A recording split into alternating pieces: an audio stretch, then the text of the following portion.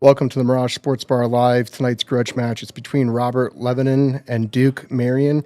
They're playing 9-ball, race to 15 BCA rules, slightly modified. Winner breaks, call 9, no 9 on the snap. 3 foul and pushouts are allowed. Predator balls and turtle racks are being used. They're playing for 500 in the middle. Tonight's referee and racker is Lucas Davidson, and our commentators are JJ Martell and Greg Kingsbury. Thanks for having us here. Let's go, baby. I'm pretty excited. This is going to be a great match. These guys are friends, but there is definitely some big rivalry going here. Duke is playing strong. Robert plays great. I've gotten the pleasure to play with Robert before. I haven't really gotten to play with Duke before. Robert's been over to my house and play a little bit, but this is going to be an exciting one. Okay, JJ, here's my read on these guys. I'm not going to say who.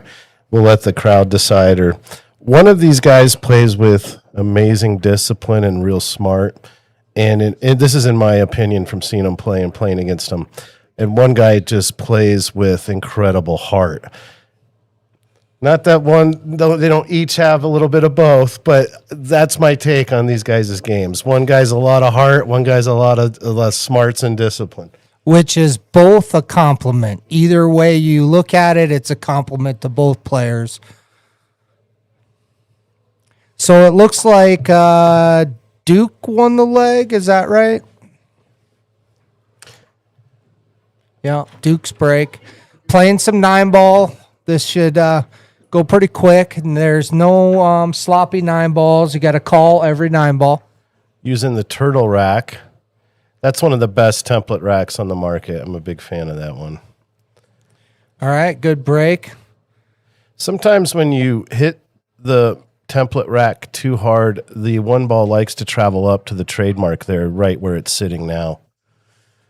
So I've been telling people lately, Greg, about how if they get a chance to talk to you and pick your brain about breaking and racking, that they should really do that, because there is strategy involved in those things, and making sure that you know how to rack the balls is going to determine how good your break is sometimes. So if you get those questions, I'm sending people to you because you have knowledge that is different than what I know about that kind of stuff. Well, I'm always happy to help anyone looking to learn about their pool game. I've had some good teachers, and I'm happy to pass along any valuable information. Well, just like that's the reason we're here. We're giving back to the game and the people we love the most. Okay, he's just barely dripping that in. He has a good angle here to set up for the 3-ball. I'm assuming he's going to stun between the 5 and 3 and then shoot the 3-ball into the lower left pocket. Yep, I agree.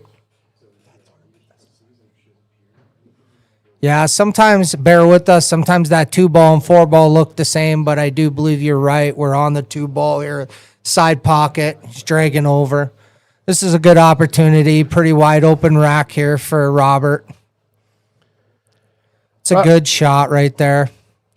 My experience in playing Robert, watching Robert play, the reason I'd say he plays pretty smart, I watched this guy win a lot of money in a lot of Calcuttas, it seems. He's always seems to be on the getting paid end in the Calcuttas over at Piazzas. Sometimes he's winning his own money, though, because he likes to bid on everybody. Oh, right. Well, can't fault the guy for liking action. No, yeah, you like to have all the horses in it, that's for sure. And he looks like a tough SOB, man. And he's a big dude. You don't want to be messing with this young man right here. He's intense on the pool table. I mean, he's nice as it gets, but he's definitely not as nice on the pool table as he is off the pool table. Well, and he grew up around this game. I think it's my understanding his dad owns an APA league, so he grew up around pool his whole life. So he plays very mature pool, if you ask me. Exactly. And I feel like he makes really good decisions almost every time. So are you going top inside here and coming 3 rails around, or are you going to go bottom left and just drag back out by the side pocket here? You're talking about that Z shape there, low left, or we're talking about top inside, something like that. Yeah, I prefer the top inside here on this shot myself. Let's see what he chooses. He's coming around with 3. That's good. As soon as he comes Yep. off that third rail, he pretty Yep. much has shape. Get to the middle. Yep. Anytime you can get that white cue ball in the middle of the table, you either have a good look at an offensive shot or you should have good position to play a safety. Here, I think he's going to come 2 rows around. He'll shoot this ball in here, come in a little deeper, and come 2 rails right back out to here. Right to the center. Yep. The center is kind of like the honey hole. If you don't know what to do, get to the middle if you're playing offense. That's right. A lot more And he's stroking it clean. That went in the center of the pocket. Yep. He's got good angle here, a little bottom left. Makes this ball, his bottom drags to here, and his left brings him right back out to here. Nice clean shooting here. It's not a lot to say about it. Just good speed, good center positioning.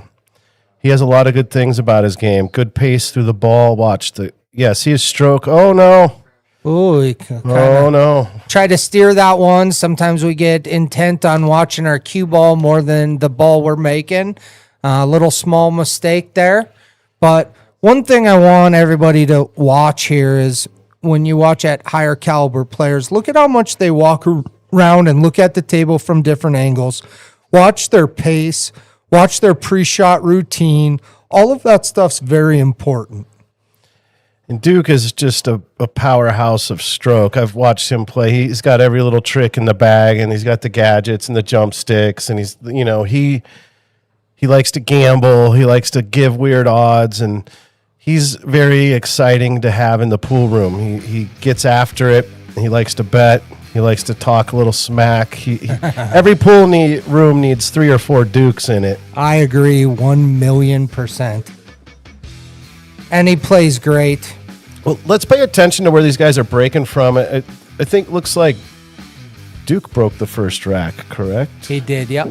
And then how did Robert come to the table? My short-term memory is failing. The one ball went to where it always goes, and he tried to bank it in the side, and he didn't make it. Right. So let's see if he tunes down the break with the power here. A little less power, and then now that one ball isn't going to travel to the trademark in the kitchen. A little less power, and it should be set up perfectly for a shot into one of the corners. Well, and it's important to know that when you're using a magic rack or a turtle rack, that you don't have to give it as much because generally the balls are much tighter. So in my opinion, when you're using a magic rack, you're just trying to control the cue ball. I'm trying to hit good contact with the one ball and leave my cue ball right in the center of the table. Right, and then you're playing off the one. Are you trying to pocket the one in the side, or are you trying to get it to go to the one in the corners? Generally speaking, with my cut break, I leave the one ball down in the bottom corner, and I'm usually got a good shot on the one ball. I have a much better 9-ball break than I do an 8-ball break, and I think that is a big reason why I'm as successful at 9-ball as I am is because of my break. I generally make a ball, and I generally have a shot on the one ball. Well, it's an important thing in 9-ball is getting a shot on the one ball, period. And that's why the common knowledge is get in the middle, control the one or control the two. Get set up to try to put a few packs together.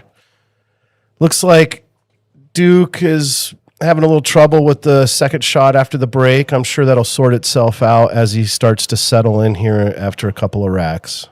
The match earlier we commentated, we definitely talked about the importance of, making a ball and getting shape on it because it's so important, that break. It's the most important shot in the rack.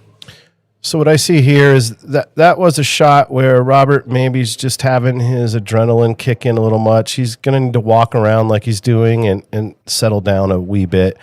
Could have cut that one a little bit of thin, and that made the cue ball come a little fast, 2 rails into. It looks like he's pretty much hooked right here. He looks hooked to me, and it looks like he's going to be kicking or jumping. These guys have a lot of tools in their toolbox. They got equipment that some other people don't have, so I'm not going to be surprised if I don't see a jump stick at some point. If I'm going to try to hit that 3, I might call the ref over, have him move the template rack out of our way. Let's see. He looks like he's going to kick around the right side of the 9. I think that's what I'd be shooting. So you going for a make here? Your first off, job 1 is get a good hit.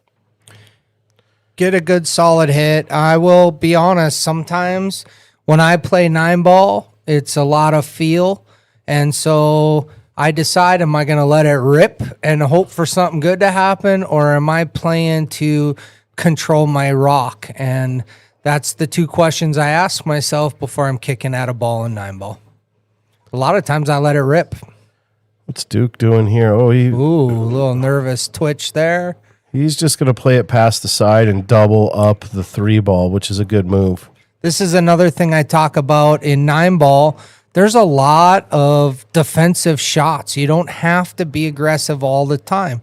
You're only playing 1 ball at a time here. So you got a lot more safeties you can use because there isn't all your other out pattern balls out on the table. So thank you, everyone, for tuning in and listening to JJ and myself talk about this game. And thank you to the players for putting their heart on the line. Of course, thank you to the Mirage, all of our sponsors. You can see the sponsors up there in the upper left. And thank you to the players who are coming and putting on a show for us here at the Mirage. You know, most people here are not familiar with these 2 players, which makes it great for us here at the Mirage. This is for everybody, no matter where you play. Bring your matches here. We'd love to see it. We'd love to stream it. We gave Duke a tour of the booth, and he laughed and said that we're not good businessmen because we're not charging enough. So what the setup here is phenomenal. It's a tough shot here. Well, he made it look easy. He put a little bit of outside on that and threw that ball into the pocket. So he shot it straight, and then it really threw off the rail. He opened up that angle real nice.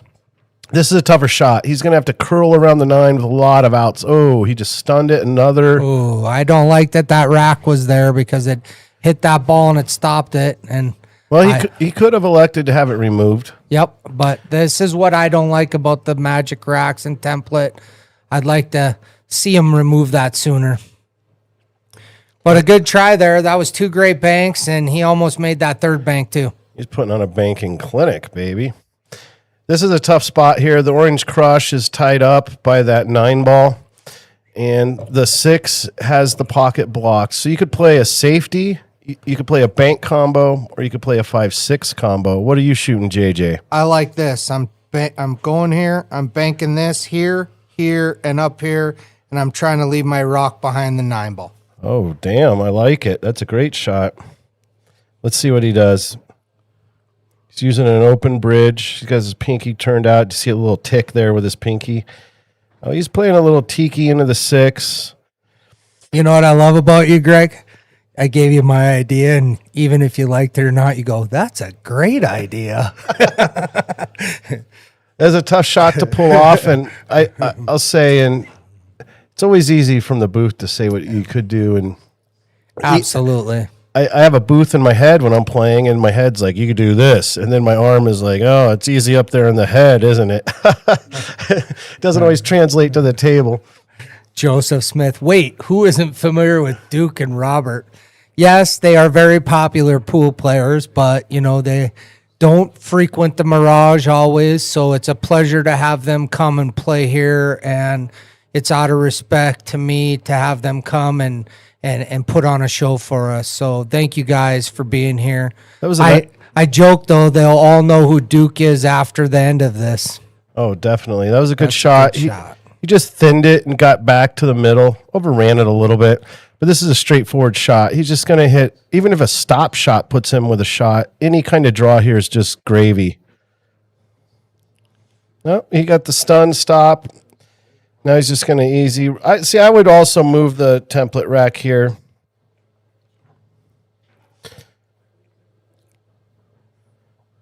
Duke's wearing a glove with no finger holes, covering the whole finger. You know why there's finger holes in the bottom of the glove? so you can scroll on your phone while you're in a tournament. Oh, isn't that a wonderful thing? Yeah. Put the phones away, people, when you're playing pool. Take the phone and drop it in the toilet. That's right. And take your glove off before you use the toilet. Leave the gloves How out many of the times bathroom. do you see that guy go to the toilet with his glove on and come out with it on? It's no good. It's not a Eating good his habit. sandwich. Oh, man. Eating a sandwich in the bathroom. Not a good habit. Not a good habit. I was just in Vegas with the referee, Lucas. He really played some good matches. It was a lot of fun to hang out with. He's a real lover of pool. It's good to see him here getting involved. What an awesome experience that was, huh? I had so much fun when we were out there for the APA event. There was a lot of professionalism put together with that event compared to some of the other ones I've been to. All right, that was a good break. He's starting to get it dialed in, just like we said. The feel starts to come, so he laid off a little bit. Do you see how the one ball slowed up about a foot, foot and a half from the trademark? So now he's got a much better shot. He played a little bit of draw on the cue ball. It would be nice to see these guys start getting a break and run. Well, I think we're going to see plenty of that. It's interesting to me that the 9 ball's in the exact same spot it was last rack. Yeah, it's getting forced backwards a little bit. That's one thing about the template racks is the 9 ball is kind of floating. Everything else is on the template, and the 9's kind of on the felt. Yep. That was a good shot. Got good angle there on the 2 ball. I'm coming 2 rails around here, and I'm going to go right to the top right corner, exactly like Greg drew it up there. He's going to need to use a little bit of outside, and this is a little more than pocket speed. He's going to come around. Keep coming, baby. Oh, get some wheels. Wow, he hit that great. Beautiful. And when he talks about right spin, that's also referred to as running English. So that cue ball hit the rail, and the spin ran it, took it its natural course, and just kind of sped it up a little bit. So Duke is walking around. This is great. So while he's walking, his opponent, Robert, is like, this guy's running out. Dang it, what the heck's going on? And Duke's already up 2-0. So the pressure's starting to build on Robert. He needs to make a mark. Duke could go up 3-0, and that's, a fifth of the match? That's no joke. That means Duke has 20% under his belt right out of the gates if he gets this game. Yeah, he's starting to settle in, that's for sure. He's looking good. Good pace. I like his pace he's got. Came up a little bit short on that draw shot, but he is on the proper side of the 5. I mean, he's going to have to play a combo here, and that can get squirrely on you. Let's see what happens to the 5 after it contacts the 6. Well, and he was on the right side, too. If he made both those balls, he still got a shot on that 8 ball. He played that really well. He did. That was nice. Everything about it was good. Like you said, he hedged because he has shape on the 8. Yep. How do you play this, JJ? You going top inside, or you're going to jack up and put low and outside on it? Sometimes it's hard to see this, but I think I'm doing some bottom right-hand English. But it's hard. You're jacking up on this, too. I just take my medicine, some bottom right-hand English. So he kind of hit that with a little bit of right, and he did exactly what you said. He had a big spoonful of NyQuil right there. Yeah. And that's, you say it over and over, and maybe even more in 9 ball than 8 ball, but sometimes you just take your medicine, give yourself a shot. You know, this is a hard shot, but it's not. He drills these 100 times a day. So, good speed. Good speed. He shot that. He's got perfect shape. And we're going to shoot over the template again. These guys aren't too concerned about it. If you hit with any kind of pace, it doesn't really make any difference. Yeah. Okay. And actually, I think this one moves way less than the Magic Rack does. This Turtle Rack is a nice product. It's one of my favorite template racks. All right, so Garage Graphics, baby. I was wearing those shirts all week. You're wearing one now, it looks like. Well, this one is Jam Up. This is one of the Grudge match ones that I got for commentating, and Derek got for me. Nice, it looks But sharp. he's making some nice stuff, I'll tell you that. Some of the team shirts I've seen him make is amazing. Yeah, our team shirts are entered into the best shirts for APA. We'll see if it'd be cool if we win. So that was that a break and run there then? He broke and ran that rack, didn't he? I don't think Robert got up to shoot. He's starting to feel himself. So he's up 3-0. How long does it take? What time is it? 6:20. 20 minutes. So we start at 6 on the money. Little bit. 3 racks, so 7 minutes a rack. Yep. It's gonna go quick. That is quick. Well, hopefully not. Let's see what happens on the break here again. He's breaking from the right side. He's been breaking off the rail. First couple of breaks, he hit the 1 too hard, and then that last one he adjusted. He took a little bit of pace off and got a little bit of shape on the 1 ball. Wow, he made the 1 right in the side. He's got perfect shape on the 2 ball. Getting from 2 to 3 is a little tricky. I think I'm just drawing this all the way back and getting it close to that 5 ball. And once again, take your medicine, drip that 3 ball in. So I like that plan. What Duke's going to have to think about here is, does he have room for his bridge in between the rail and that 5, and how comfortable he's going to be? Let's see. Right behind it, looks pretty comfortable. Looks good, yep. And he went forward, but essentially accomplished the exact same thing. That was a good choice. And it's hard to tell the angle. That's actually smarter to go forward than backwards if you have the ability to do so. It's more natural to let the cue ball go than it is to pull it back. And the pocket will accept the object ball easier if you're not drawing it. Absolutely. Let's see, this shot, he's going to clip the right edge of the purple 4. So speed is important here. He hit that good. Sometimes you got to just get the good leave, the roll too. So, but he hit that good. He's got a shot, makes this, comes out 2 rails and plays the 5 in the opposite corner. So this is what I like. Boom. This goes here. You go here, here, and right back out to there. So that pattern is pretty natural. He's going to have to stay down, really follow through, and just trust in the tangent line. Wow. Wow, I almost followed my line exactly. It's And just, your knowledge is disgusting, sir. I mean, he followed your path perfectly. Yep. Now this is simple. You just make it. There's nothing. I mean, you hit it with low, center, no outside, no spin, nothing fancy, just like that. This is pretty much connected. Is this about to be 2 racks in a row? I think it is, yep. What's the high mark in Grudge match for most consecutive racks run? It's 2. It was almost 3, but Derek Bemores has it. All right. Well, Duke Marion, if handles his business here, which I think he probably will, he's going to get a shot to be the high run for the Grudge match. That would be a nice thing to witness. That would be. It'd be a cool thing to walk away with, too. All right, he's got to hit it, baby. Oh, look at the spin he uses, this guy. Wow, that's beautiful. Straight in. I mean, that was a real nice touch. Duke's feeling it, man. He's coming in here, and I don't know that he's ever really played on this table. He's hitting them good. He's feeling good, and he's taking all the time of the table, too. Halo Insurance, everybody. Make insurance simple. I have a policy. They have my home, auto. My pool cue is insured through Halo Insurance. The thing I love about it the most is you don't have to shop around. When your policy has come to an end, they're shopping around, finding you a better deal, finding you the best rates, because it changes. If you don't call and ask for a better rate, ain't nobody calling you to tell you they're going to give you one. Halo Insurance does that. That was an excellent commercial. I have to tell you, I am ready to go buy insurance. Thank you, JJ. That was wonderfully She's probably stated, in the buddy. building right here. So Well, she should come give you a back rub. That was wonderful. Okay, so are these guys, have they agreed to put the 2 ball in the back? So most of the Grudge match refs will put the 2 ball in the back unless it's requested not to be. All right, well, let's pay attention to where this one, the 5's going to go cross side. The one, see the 5 going one cross side? in the same side that he made last time, too. Okay, so sometimes making the 1 in the side isn't great. If you do play the 1 in the side, that means you've got to be playing shape on the 2 ball. Yeah, I prefer to make a wing ball and shape on the 1 ball myself.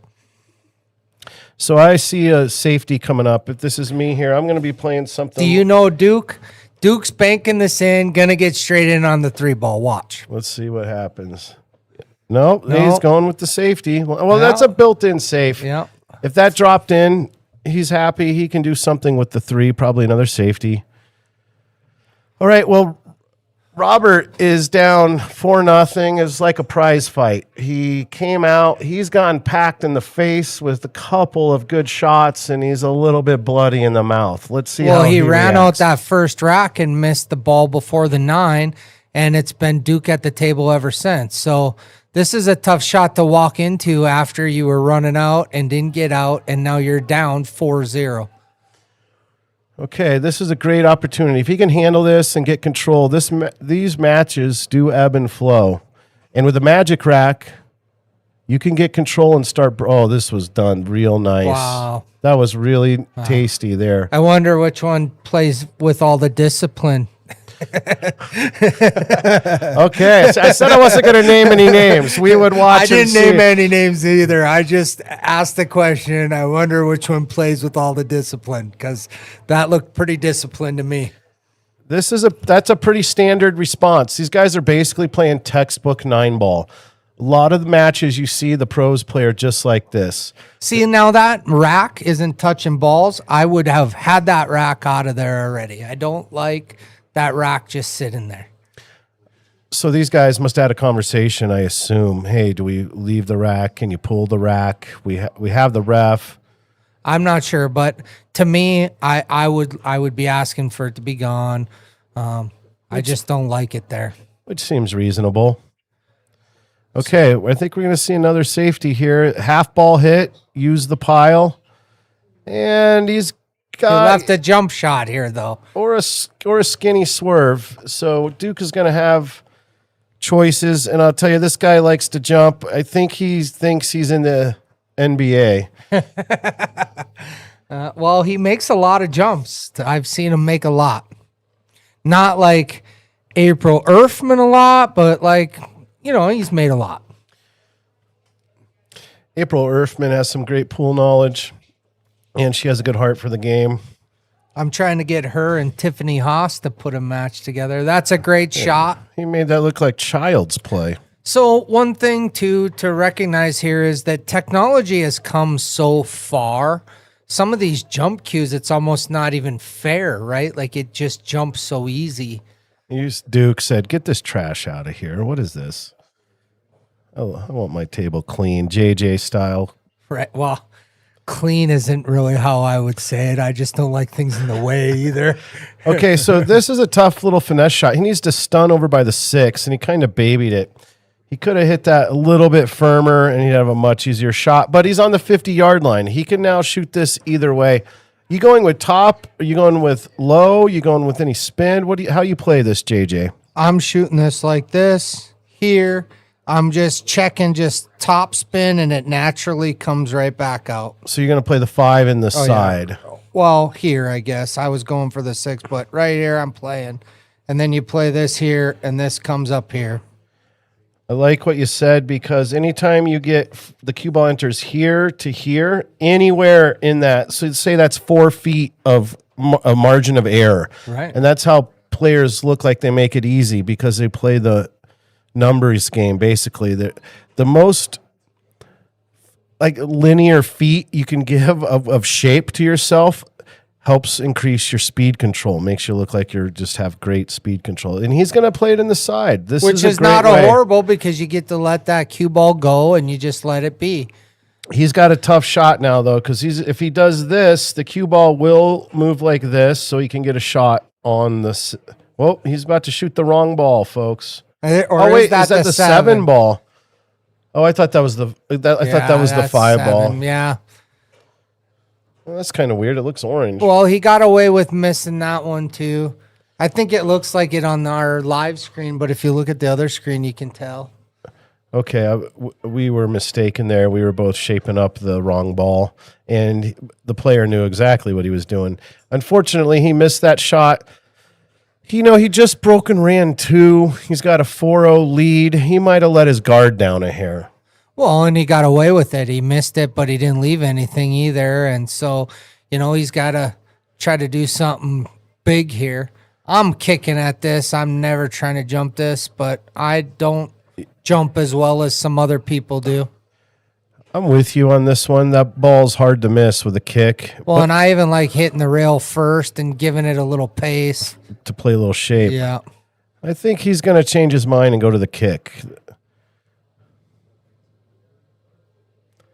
Is someone trying to hand him a cue? What is? I think he's holding the light because he's so tall that he has to hold the light over. His man bun is getting in the way right now. This is some sportsmanship. Oh, my God. Get an award. Duke is holding the light. Just let go of it. Smack. Oh, sorry. Oh, and what a shot. Dude, that's why you kick. Yeah. But You that were was a right. good shot. He is reaching over there. Duke is such a great sportsman. These guys must be buddies. Got to give it up to Duke there. But, Did he let him use his jump stick as well? I don't think so. But Is his wife coming over to cook him dinner later? So that light is going away next Wednesday, and we're putting perimeter lights up with an overhead view camera. That's which great we news. have them. They just need to be installed. Okay, so he's keeping the short stick in his hand, and he's going to try to jump this 8 and pocket the 7. Look at that grip. That was a great view of his grip. Oh, my goodness. We've got a lightning button now. Lightning. We're going to give him a couple of those because he played a couple good jump shots there. And this is what I'm saying. The technology in these jump cues is amazing. I'm kicking those balls because I don't jump well. These guys are jumping things that I don't even know are possible. It's amazing. So after you hit back-to-back jumps, you're down by 4 games. You got a half ball cut to the pocket, and the 9's close. How important is this shot right now? This is way more important than both those jump shots. And if anybody comes and runs over and says, you should have saw the jump shot I made, first question I ask them is, yeah, but did you get out? Because those jump shots now don't matter as much because he didn't get out. But they were still good shots. So he's having a major adrenaline dump before he shot that. It's a good time to maybe take some extra time, really aim on that shot. You need to convert on that. Wow, that's a good shot there. And he bleeds it in. He's about to be up 5-0. Are these guys breaking every 5 or what's? I think 10 since it's 9 ball. Okay. It's going to go pretty quick. Yeah, so they're going to play every 10 racks, they'll take a break, Okay. and it'll be a 10-minute break. Okay, everyone who's we have 25 people, looks like, watching on YouTube. Earlier, I was trying to watch on Facebook, but I didn't see it register, so I'm not sure if that's registering or not. But at the 25 folks watching right now, please share, get your other devices, watch it on a couple. Just let your friends know. Let's support Tell your kids to put it on their phones. and their neighbor friends, and let's just see if we can help grow this. There's a lot of good things happening in pool in our community. We have a lot of good pool rooms. We have a lot of good leagues. We have a lot of good pool room owners. We have good people streaming. We have good tournaments being run. It's a great time to be a pool player in Denver, Colorado. It is. It's hot. And, we've talked about this personally between you and I. Pool grows and gets hot, and then it'll taper off. Right now it's hot. There's a lot of big things going on. I don't want to make any early assumptions that I can make some of this stuff happen, but I have some huge ideas, some big things that Derek and I are trying to make work for the Grudge match. And so it all works when we support each other and when we like and share and try to get the word out. This is a good one for us to have because, like I said, these guys don't frequent here as much. They are from the other side of Colorado, but this gets all their viewers watching now too. Holy cow. Look at that break. He made the 1 in the side once again, so he's feeling it. The cue ball has a pretty good look at the 2. He's going to need to back cut this in the side and then come around 1 or 2 rails. He's going to come in front of the 5 or 7. I'm not sure which one that is. That's the 7. Okay, and let's see what he elects to do. So he's looking around. You see, he's making up his mind, seeing what the shot has to offer. See, and I like cutting it in the corner, not the side. You think it goes by the I orange? think it does, and I think that it's easier to get shape on the 4. And if it does go by, I like this. This comes here, here, and right back out here. If I go too far, I'm shooting it in the side. If I don't go far enough, I'm shooting it in the corner. Let's see what he chooses. He's looking at it for the side right there. And maybe it doesn't go by, it's hard to tell, but if it does, that's how I shoot it. Okay, so he's bridging off the rail. He's back cutting it. Wow, that's a great shot.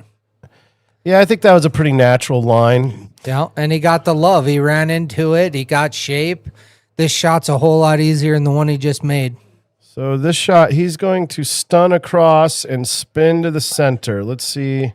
And what spins it to the center? The right English spins it to the center. The bottom drags it to the side. A little bit of outside. He under hit that a hair, but he's still juicy. I mean, the difference of being here or being here, basically, he could have curled it a little more with a little bit more draw given to the stroke, but he's in good position. This is it's all natural from here.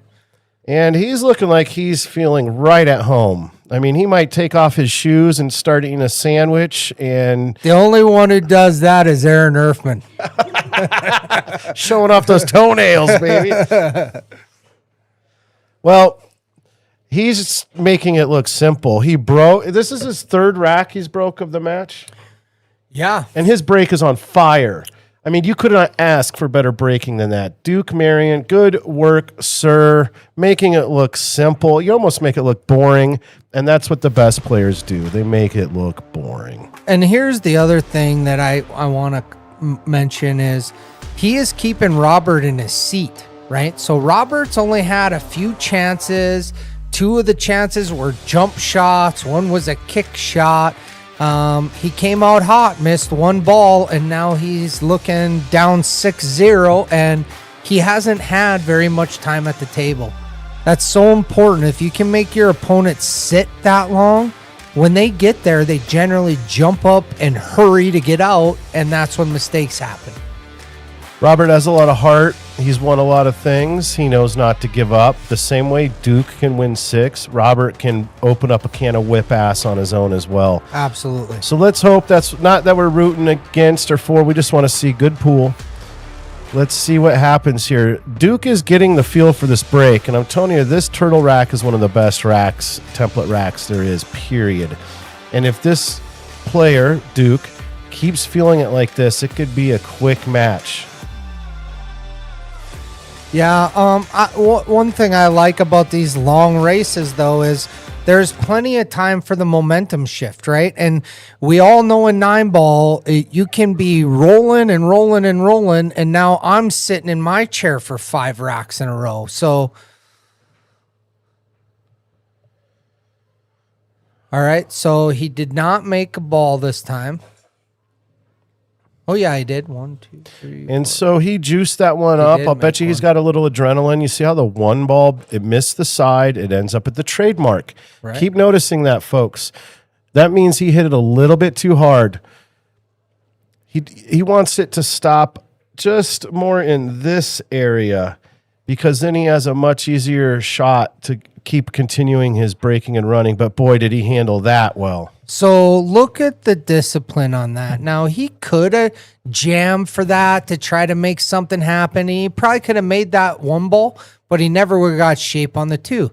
He recognized that, and he was patient and smart enough to say, I'm going to play it safe instead of wail out a ball to try to get shape that I already know I can't get.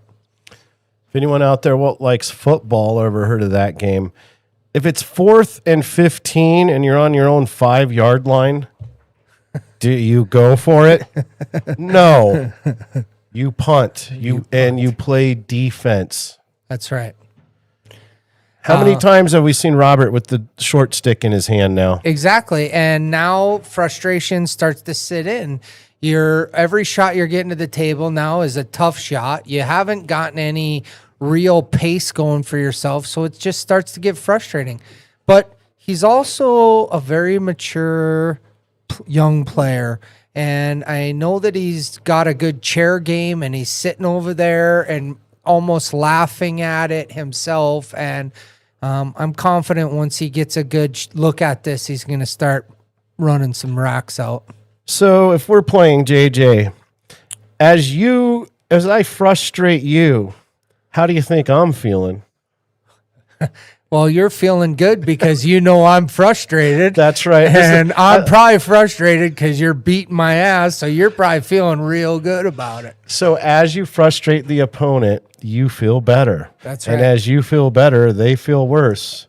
Man, See, that was a great try right there. And dude. here's another thing. Look at how he went to that second rail, right? Like, it plays to get better shape going off that second rail. You're more likely to make it, and that just comes with experience. He almost got a little bit unlucky that it hit the jaws like that because, like you said, the two railer, usually if it misses, it goes back to the trademark and the cue ball goes up table.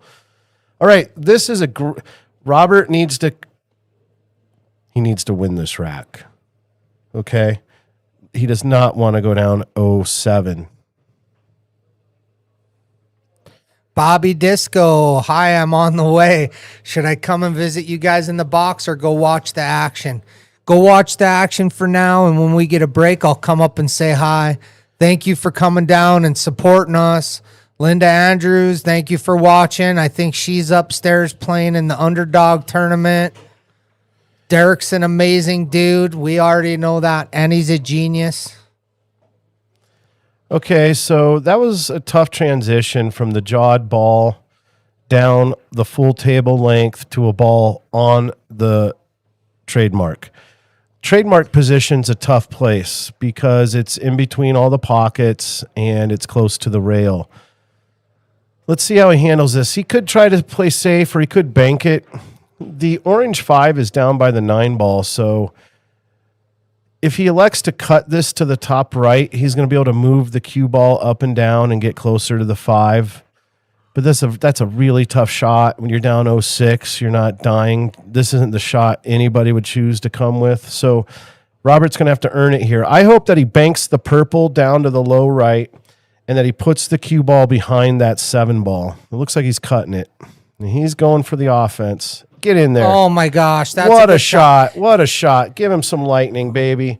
Well, and what's important about that good shot that he just made is that he needed that, right? He needed a good, tough shot to say, okay, I'm here now. I've got a shot. I've earned the right to run out this rack, and he's got a good opportunity here now. Shoot the 5. You're going to cut this. I'm putting it right here, and I'm going beep, beep, beep, beep, and I'm shooting it right there. I like your drawing. Thank you. Very nice. Even the sound effects as it comes around. Beep, beep. Did I do that out beep, loud? Beep. Did I really do? I thought that was in my head. Okay, so sees water pumping there. He's trying to see. I feel the shot. Now he's aiming, and he overcut it. So I think, it's the frustration's hard to overcome. He's down 6-0. He hasn't had too many great shots.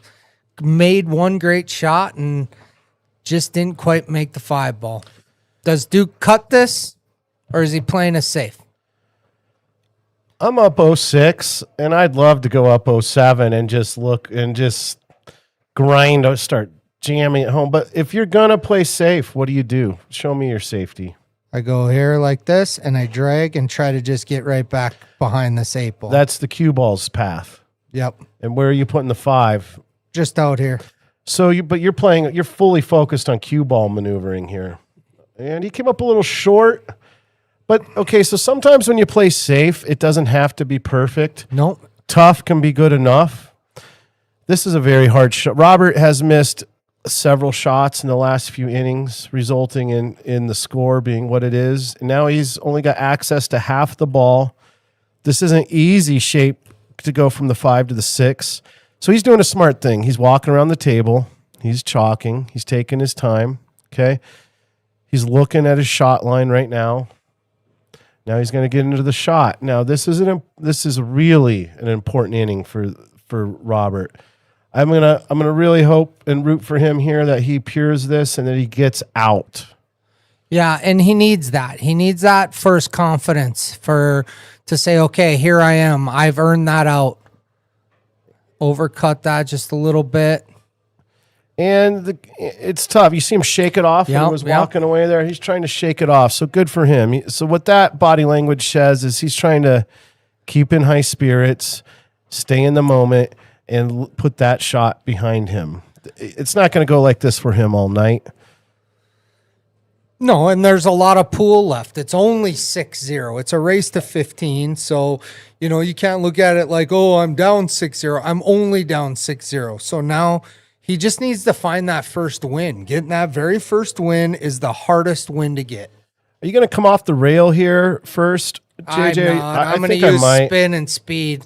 Oh, yeah. He came off the rail. Look, he's got perfect shape. Mm-hmm. That was a great shot. That was a good shot. So I think he's going to just easy cut it in. And the cue ball just comes up here. Then you'll see the 7 up here. Cue ball will end up about in this position. He'll fire the 8 in and come up here. 9 ball will be in there. That's a hell of a drawing yourself there, Greg. That's the game plan I see. My erase button went away. Yep. Oh, go. Now that's about perfect. I don't hate that because he's got enough angle that he can play this ball and use some top and kit over here. Now that he has the angle, absolutely. Because the 9 ball could come into play if he babies this too much. So, he played a lot of inside and came. Wow, that was I'm giving him some lightning on that because even though that looked like it was easy, he had angle there. I thought he was going to go to the other side of that 8 ball. So for the plan that we drew out, he is dead on exactly our lines. Do you see that? I mean, everything we talked about. He overran that a little bit because he shot that to the left side of that pocket, which meant he hit the ball a little thin. In return, that made the cue ball run a little bit long. This is an easy shot for Duke. I look for him to be up 7-0. And you are correct. Ryan Henry, what's up, Ryan? How's the tournament going in New Mexico? You got it up on the TV there at the pool room in New Mexico, or what? There's also a big tournament going on today at Zoosters. Oh, yeah.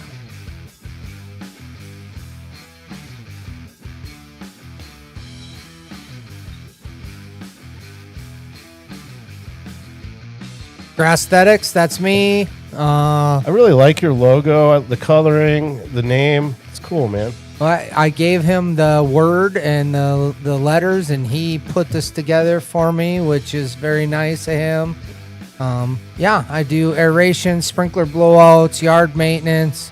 I also know a lot of people in the business. If you need something I don't do, I probably know a guy who does do it. So reach out if you need anything done. Okay, so he's breaking from the same place. If it's not broke, don't fix it. The 5 ball is going to be moving towards cross side. Let's see if the 1 ball gets in the side. Just misses. That's good. And he's got perfect shape on it. And the 2 ball went this time. Oh, boy. So there's another break and run opportunity right here in front of us. If you couldn't draw it up any better than this. The hardest part is going from the 3 to the 4. But Duke has shown his skills are very much capable of getting there. So Duke is just going to stun over a little bit towards the 5. That's perfect. Now he's going to come 1 rail up table and cut the purple 4 to the top right. Bottom here, left to here. And the only real problem that he might have is transitioning right here from the 4 to the 5 ball. Those balls in the middle of the table sometimes are hard to get on because the balls in the corners are already by a pocket. Pretty simple to know what's going to happen. Those balls out in the middle of the table can play tough sometimes. So now are you slow rolling this and trying to get on the 5? Or are you going to let it go and go back to the other end rail and back out again? Definitely don't love slow rolling it ever. When I grew up, I don't know if you used to hear this saying, but there's 2 ways to play pool, soft and softer. But, as pools evolved, I'm going to tell you, I'm going to say I kind of disagree with that anymore. I feel like on the bar table, that methodology is antiquated, that it's mostly about getting on the right shot line so you can be on the proper side of the ball to increase your margin of error. Well, and I think it's about shortening your stroke when you need to. It's not softer, it's hitting it with speed and still not letting your cue ball go as far. And that's what I call shortening my stroke. But on a bar table, you're running into balls. You got to let that stroke go a lot. That's a good shot. Looking at another table run here. Is this his 5th table run or 4th? I think 4. I think 4. I'm not 100% sure. When you've broken run 4 out of 8 racks, let me tell you something, guys. You're feeling yourself. Like he might have to buy a bigger set of underwear. Well, he's up 8-0. That's a good place to be. Robert Leivonen plays with the Jacoby Black V4 shaft, Kamui Clear Soft. That's what I play with as well. Break cue Jacoby Blackout, jump cue Jacoby Extreme Jumper with a Taum V20 chalk. Sounds expensive and fancy and bougie to me. And the Hustler hat and the Jordan shoes. I want to see a good match, and it'd be really nice to see Robert tie this up to 8-8 if at all possible. Otherwise, we're going to be home before the sun goes down. Right. Robert's got to start playing lock-up safety, and he can't let any more outs. I don't want to cuss, but one of my old one of the great players in town who I talk to a lot, Dave Hughes, if you guys know him. But he calls it effing off racks. And Robert's effed off 3 or 4 opportunities. I agree. And that would make this maybe more like a 5-3 race right now, which makes it a match. Duke is on fire, guys. I mean, lightning bolts are coming out of his eyes and just exploding all over the place. He's feeling it. Okay, the one ball, see, to the trademark. Soft. He did a soft break there. Oh, he got And shaped. he would have been perfect, except for he kind of got kicked, but he landed almost right in the middle of the table. What? And we have to give it up to Duke, too, because he's also taking advantage of the mistakes, which is important, too. You know, a guy can miss, but if you don't get out after that guy misses, what's the point, right? So good for him for figuring it out. He's playing a push shot. So he's decided to enter into extreme conservative mode because I thought he could cut that all day. Yeah, I thought he was going to make that, especially when you're up 8-0. I start to play a little bit more loose when I'm up 8-0 on somebody. And so, honestly, I'm going to say kudos to Duke for what he's saying is, you know what? You're struggling, buddy. You're in the mud. Your lips are, the water line's getting up to your lips. And, you know, I'm just going to step on your head a little bit right here. That's right. Yep. And now he's putting even more pressure on him because, once again, he doesn't have a good, easy opening shot. Okay, so in the commentary here, I think that might be Jason saying that it looked like he was hooked by the knuckle. So good observation. We may have missed that, and probably more than likely, knowing the way that Duke likes to be offensive, he probably was hooked by the No, I think nipple. I'm just banking this to the side rail and trying to leave it right on the 2-ball. He got behind the 5. That's a very good shot. I don't know if that 1 ball is frozen. Do we have an angle of that? It's a little off the rail. He did leave that left edge accessible to Duke. My guess, you know, Duke has options here. He could just try to baby it and keep using the 5, or he might be able to really thin it and move that cue ball around 3 rails underneath the purple. It'd be interesting to see what he does. I don't even hate kicking into it. It's not like it goes up table. So I don't mind just kicking and trying to kick and stick right on it. All right, we're up to 30 viewers. Everybody, thank you.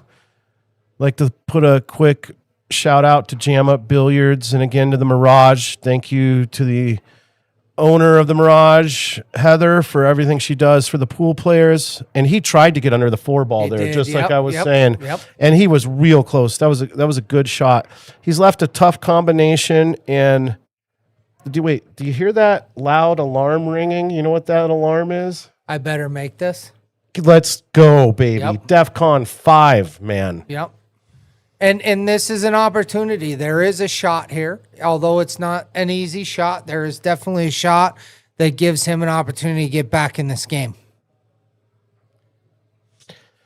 If you can kind of see my drawing there, the 1 can make the 5. It's going to leak towards the trademark, and the cue ball can kind of move around 2 rails to shoot the 1 in the same pocket as the 5 ball. So I ask this every time I'm in the booth.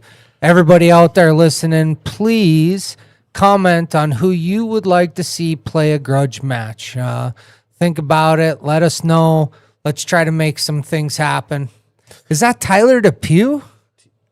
TD. No. Robert did not give weight. He was running out the first rack and missed the ball before the 8. Duke got out, broken ran 2 racks in a row, and has not left Robert too many great shots. So a lot of times when you come to the table, you're always asking yourself, am I playing offense? Am I playing defense? When the defense and the offense are equally difficult, take the offense. You know, that's the first shot that I think I've seen Duke just blow. Yeah, it looked like he one stroke that. He took maybe 1 or 1.5 practice strokes and he just let it go. Now, this is the first great opportunity that Robert has had in 6-7 racks.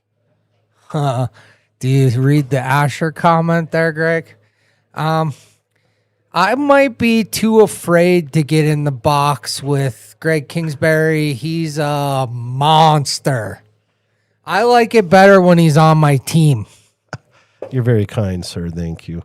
Okay, what are the problems you see here? What I see is the purple is the only problem. Yeah, the combo goes, though, you know, so I'm playing just conservative and trying to get on it. You can also try to get in between the 8 and the 9 and cut it all the way up. Whoa. Sorry about that. That's what we're trying here, so that then we can take the 3 here, and the cue ball, I mean, if you had your way, it goes like this. Yeah, and if otherwise you can come here and get in here too. You know what I mean? Yes, there's an alleyway there. Yep. Okay, Robert, take your time. Good, sir. That's what he's doing. That water pumping it's getting his arm loose. He's trying to build confidence. He's searching for the aiming line. Okay, he's doing a little wind down. There's his aim. Now slow back and stroke through, and he hit it real good. He's going to come on your line, I think, here. That's how he's set up for here, right? And that's what I like. That's the natural, what I see. There's a big gap there. As long as you hit it, you can be short even and be closer to here and still be able to make that ball pretty good and get shape. So that's just how my eye sees it. Rebecca Levine, thank you. You are too kind. I agree with you. We both are monsters. Well, if we get a match with Tony and Gino, we'll fill us in. So yesterday I had left here. We had an end of session tournament. I go home and I've got the Piazza stream on, but I'm not really paying attention. And then all of a sudden I heard some chatter and I'm like, I look up, I had to rewind it to see what was being said. And I'm like, I'm in. So tell us how that came about. You called me up when I was in Vegas and told me Gino called you and said, let's get a commentator match going. And I love the idea. So I hope we make that happen. Well, I'll share a couple of things. Gino's put in a lot of time. He's seen a lot of pool, and he's been hanging around Tony. Tony has enough passion for 6 players, okay? I have gotten better at pool just by playing on teams with Tony. He brings everyone's level up. So if we get the opportunity to play those guys, we're going to bring it. We're going to bring it. I'm going to come prepared too. Anytime that anyone, if you ever have an opportunity to play pool against Tony Piazza, you need to relish the challenge and take advantage of it. And then even this grudge, and that's what these grudge matches are setting everyone up for. It doesn't matter if you're a beginner, you're intermediate, you're advanced, you're semi-pro, you're pro. When you get a chance to go compete against your peers and show off your practice and your knowledge, it's a great opportunity. Oh, that's too bad. Oh, man, that's a good try. So 4 or 5 innings, we said, what's going to be the problem on this out? It was the purple. Yep. And he just came up a little short on it. He was playing it right, just came up a little short.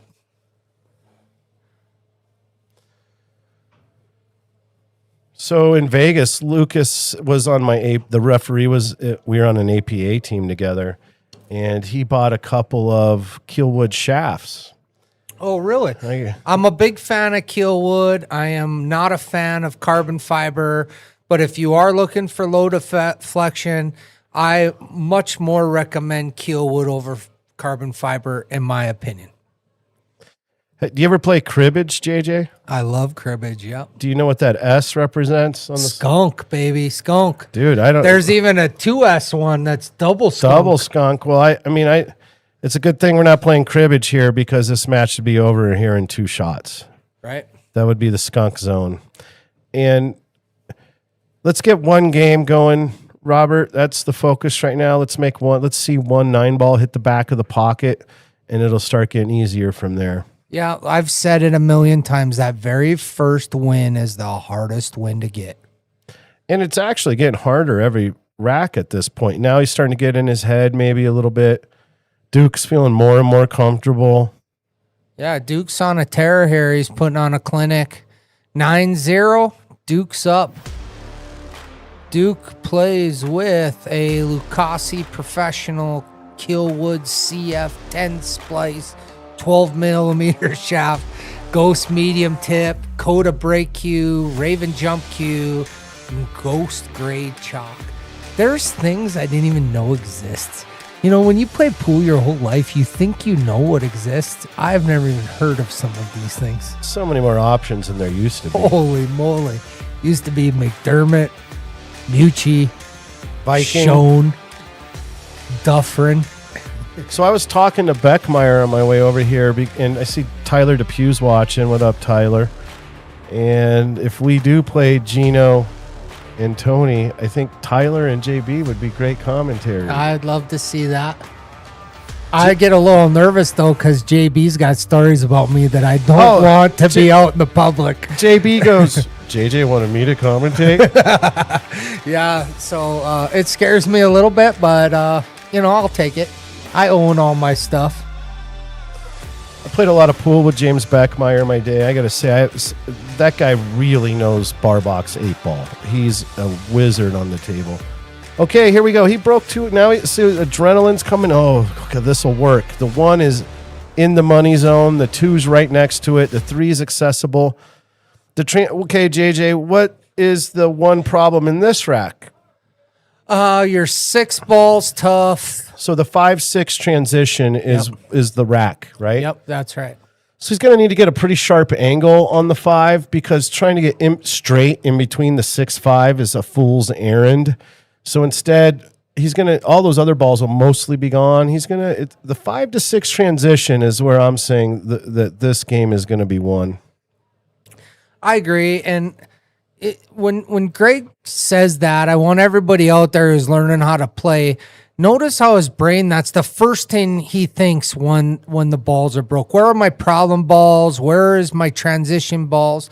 Now, when you are able to recognize that right after the break, now you can decide, do I want to run into that 6 ball and maybe bounce it out a little bit so it's not so hard of a transition? Or do I want to leave it alone and figure out how I'm going to get back and forth? Yeah. But you can only do that if you know it's a problem. Hopefully you're getting somewhere in this Duke can area. Miss a ball? Oh, boy. Robert, let's go, baby. I'd be down in a cribbage tournament. Tyler DePue, do you play cribbage? How about like a pool and cribbage? While one player is playing cribbage, the other one's playing pool. Then when the alarm goes off, you switch. That'd be pretty awesome. That'd be fun. I'd be down with that. Stevie Chan used to talk to me about the old owner of Greenfields loved to play cribbage. Todd, is that? Yeah, Todd. Okay. And Stevie would go gamble him, and they'd have nights where one guy'd be up $10,000, $15,000, $20,000. That's crazy. I know Amo likes cribbage. One time I was sitting there playing cribbage at Piazza's, and his ears about folded back. He was trying to get me to gamble with him in cribbage. He just, let's play. John Amo would be a good person to see on this Grudge match. He's got a lot of heart. Oh, man, that guy plays good. He's played in a lot of different singles, doubles, 5-man, 4-man. He understands how to get in the grease. Believe it or not, there's a lot of people in this game I don't know very well, and Amo is one of those guys. I've met him. I know who he is. He knows who I am, but I've never really hung out with him or played him much. So Every time I see Filler play, I'm like, oh, there's Amo's doppelganger. Tyler DePew, I'm from Minnesota. You're taught cribbage before you're taught to ice skate, but you learn how to drink Bud Light before you learn any of that, don't you, Tyler? Okay, this is too bad. Okay, Robert, cut this 3 in and stroke the ball around the table. That's what he's looking at. Okay, if I draw this with low and outside, can I come around to get shape on that 4 in the bottom right? So he's going to have to hit this with some, he babied it. He goes to the safe. That was good discipline. Yeah, it's hard. You don't want to start wailing at balls, just trying to force outs either. I like that he played a safe based on how that 5-6 ball transitions. That's what I was seeing, and he said, get out of here with that fancy crap. I'm going to keep it simple, and I'm making it hard on Duke because I got to get in the game. And look, he's accomplished just that. So good job by Robert. He played sound, disciplined, defensive-minded play, and now he's got a shot a blind baby could hit. Well, here's the deal. This is the last game before we're going to a break. Robert's going to feel a lot better going into this break, 9-1 instead of 10-0. This rack may be the most important rack of the set for him. Going into that first break and your adrenaline's going and people are up there chattering, you want to at least have a game under your belt. And I know he's been in this situation before. There's part of him inside his head that's kind of laughing it off, because you have to feel that, oh man, I got to get back into this. Yeah, you can't get too melancholy, and otherwise you just crawl under the table and start crying. So he got a good perfect. shot. He could draw in between at this point. He has the right angle. It looks like is he a little flat? It looks a little flat to me. I almost like making this here and using my top spin. Yep, exactly like that. And I like where you drew the circle, because then I'm coming back and forth for that 6 ball, and I'm trying to come here, here, and back here. Okay, so he saw what the shot had to offer. Now he's seeing where he needs to go. Those are the 2 stages. He already decided, I'm going to play offense. So he saw what the shot had to offer. He saw where he needed to go. Now he gets into his pre-shot routine. Now he's winding down. He's going to, nice pause. And he hit it great. That's a real good job. He's a little bit steep, so he's going to have to play this, I think, 3-rail, or he could, so he can do one of 2 ways. There's way 1. Here is the other available option. I think he's a little steep to try to go inside English. I think his inside English is going to bring him to the corner pocket. It could. I think he could do it. I mean, it's so thin, and if you spin it, but the tough part is the 7 and the 9 are playing big, so probably Z shape is the best way. What do you think of this? Hit this here and bring your 5 ball around and play the safe. Oh, the 3-rail, bank it out and just around. Bank it out and around. He hits it good. He's going to need some love. It's getting tough quick. Yep. And like you say, that was the transition, right? So you noticed that right before the break was even over. This shot, I think, is like this. That's what I see. You're going to play the 6 with a hair of inside, and the reason I'm playing it 2 rails to the short side is because you don't want to baby this shot. Yeah, you can't hold it. Yeah, you need to hit it clean. I think he's going to play safe.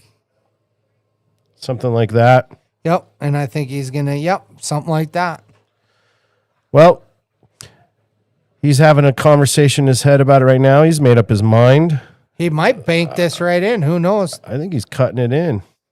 No, he's safing it. Oh, and he went a totally different way. But I love it. I think, once again, that's that discipline. Not that we're naming names, but that's discipline. That was a disciplined shot. You're down. You're smart enough to know I can't get out. Let's play a safe. Good safes creates good offense. That's the best shot he's played of the match. Yep. That's why I gave him the Lightning. If Duke happens to get a hit and make this and get shape, you talk about a puckered starfish situation. You're getting tight. You're making diamonds, baby. I mean, and then you're leaving 10-0 for the break. And so let's see what happens. He's going to come short. This could one rail kick in the other corner. Oh, he got underneath of it and cut it thin. It looks like this is going to work good for Robert. Here we go. I mean, now we're cooking. So now you make this 6 in the side. Are you trying to bump into that 9 ball here, or are you trying to draw back? Here's what I see if I can pull it off. This is tough. You're going to cut the 6 in here. Cue ball stuns off the left edge and dribbles like this, and then you have the 7 there. The 9 ball's just rolling this way. That's now best. I'm going to call that 9 ball because there's no early 9s unless you call it. So I'm calling it just in case it goes. Oh, they have to call it. I think, right, Derek? No slop 9 ball? Yeah, so they have to call the 9 if they want it to count. Did he call it? I imagine he did. You need to hit this medium. And that's what he's trying to figure out. He got down. He's like, how hard do I want to hit this? Do I want to play the 9? So he started his routine again. You see that? He chalked. He winds down. So it looks like he might draw into it this way and hit this edge of the 7 ball. Oh no. Man. That's a rough, tough one there. So here's the thing. When you saw him get down originally, he already knew what he wanted to do, but when he got down, he wasn't committed. He got back up. He tried to gather himself and get commitment. And what happened was when he got down on that ball, he's thinking about 3 things. Am I going to make the 9? Will I shape the 7? Can I make the 6? And he never really committed to any of it. And then his stroke just failed him at that point, and he missed the shot. And another easy win for Duke here. I really see Duke closing this out, and we're us going to break with a 10-0 lead, which is, I mean, he's putting the hammer down. And thank you, everybody, for being here. After this rack, like I said, we're doing a 10-minute break. Go make some popcorn, drink some Bud Lights, do whatever you got to do, but we'll see you guys back here in about 10 minutes. Duke goes up 10-0. All right, we'll be back in 10 minutes.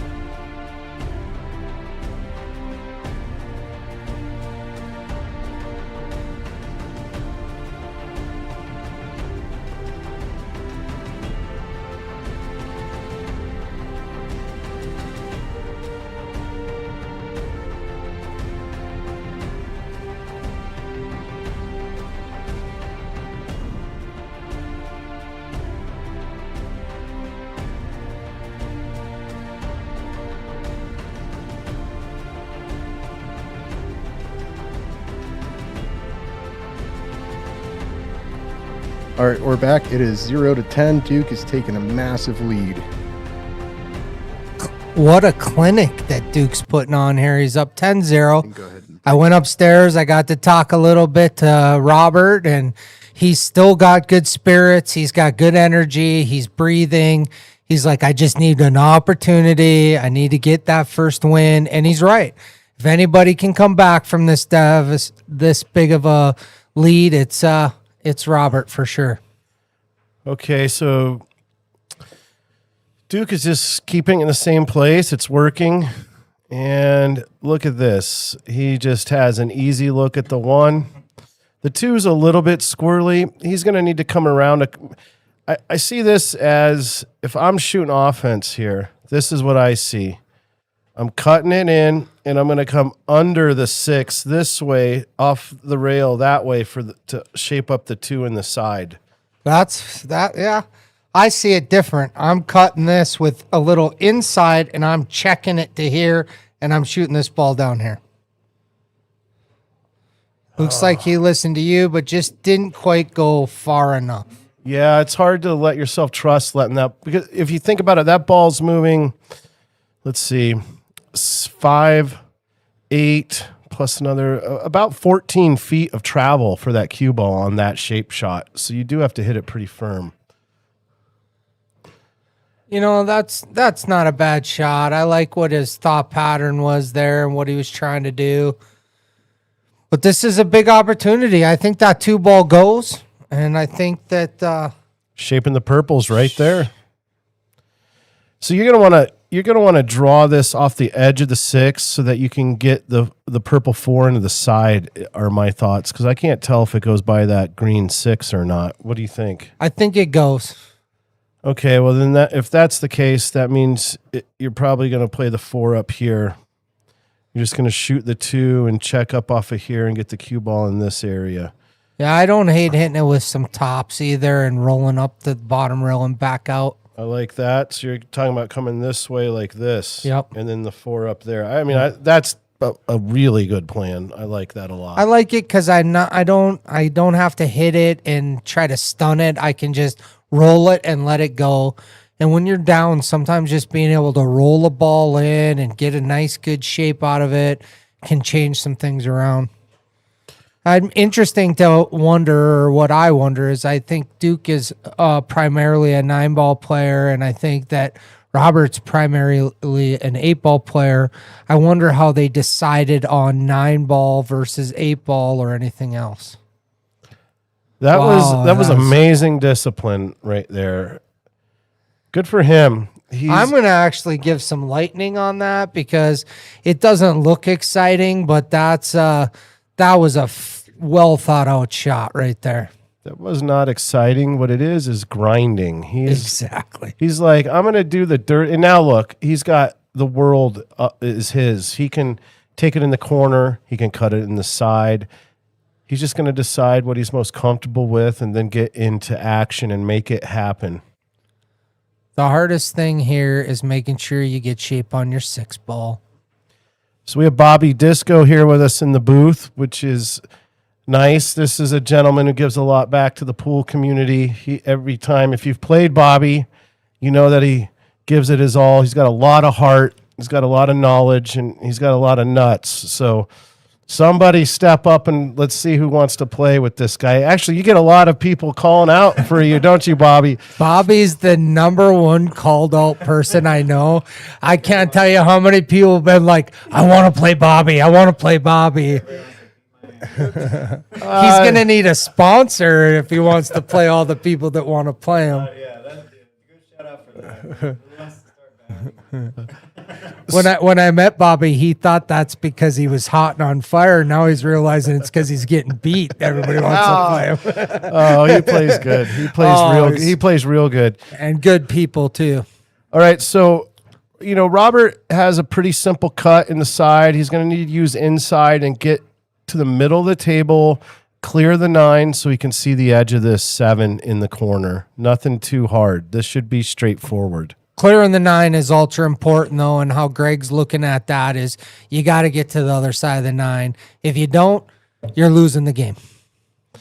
And his mission is get one game. Let's just win a game. Shoot at One a at nine. a time, one game at a time, one ball at a time, one shape shot at a time. He hit that so good. That's real good. He hit that good. Now, are you going 2 rails and coming down to this corner, or are you drawing over and going up the table?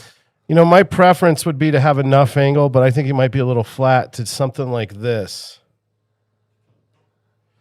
Yeah. That's the way I would prefer to shoot that shot, but I think he's got enough to go, more he's like gonna have that. to do like that, yeah.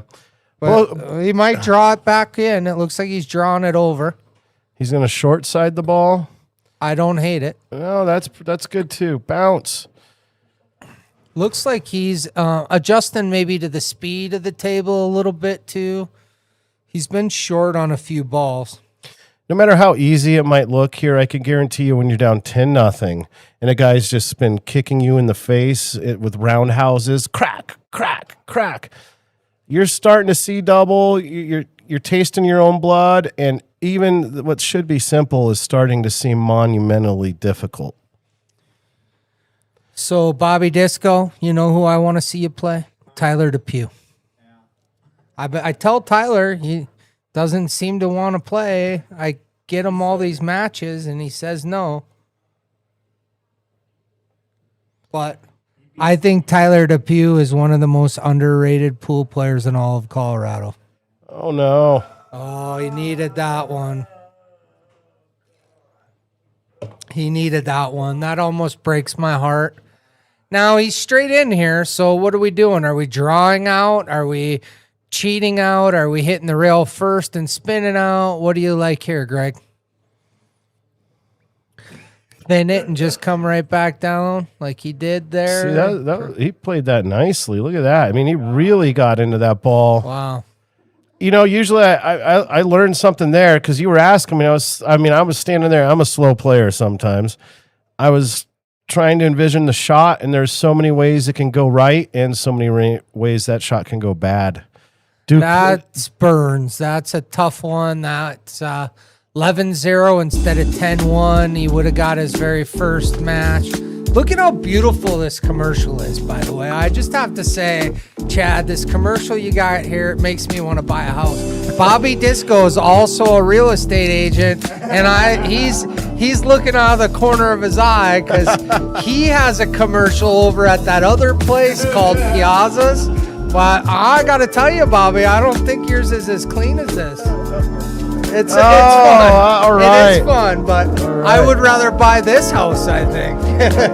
I've been to your house, JJ. You have a great house. Thank you. Your house is really nice. Your pool table, you kicked the snot out of me on that pool table. Well, I got lucky, and I'm hard to beat in my own basement. There's no doubt about that. I'm coming back this week for a rematch. How about that? Well, we're going to need to get some practice in if we're going to do the commentators match. Yeah, that'll be fun. It's never easy when you're playing Tony. If anyone out there watching, the 22 folks watching, man, get into Piazza sometime and pay a little tribute to one of the, I would say one of the Mount Rushmore players of Colorado is, Tony.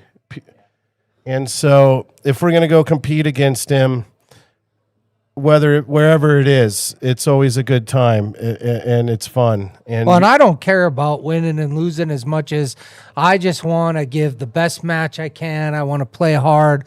I want to leave my partner with a shot once in a while. But I don't have to worry so much when you're following me, Greg. I'll just leave the cue ball on the table and let you figure it out. Oh, Duke got a lucky kiss here. Otherwise, that one ball is up at the trademark, and the cue ball would have been in the center, and he would have been having to play safe. Instead, now he's, again, right here. Look at this. He's got an easy transition to the 2 ball. 2 to the 3 is pretty easy. We're going to see something like this. Then I think we're going to see something like this, and the 3 ball up in the corner. But getting from the 3 to the 4 is no joke either. So he wants, if the flatter he can get on this 2 ball, the better, because if he could shoot the 3 from where the 2 is, say the cue ball ends up here. Pretty easy to make that 3 up table, and the cue ball just naturally comes in this direction. And that looks like the route he's going for. he has a little bit of angle, so he's going to be spinning towards the 5 ball, I think. Yeah, I think you're hitting inside and trying to play the 3 in the same side of the pocket. Even if you bump into the 5, you're going to get a favorable bounce. I agree with you. You can't hold this now for short rail. You're going to have to play towards the 5 or towards the gap for the 3 in the same pocket. Yep. And he held it, actually. Look at this. Oh, man. Man, I mean, creepy, crawly, right on top. I'll tell you, the older I get, the harder this particular shot is for me. When the balls are close like that, it's hard for me to see where that angle is. You could play, this is an easy safety. You could just let the 3, you shoot it into the rail by the side and put the cue ball in the back of the 5 ball. That's what I like. And he drew it.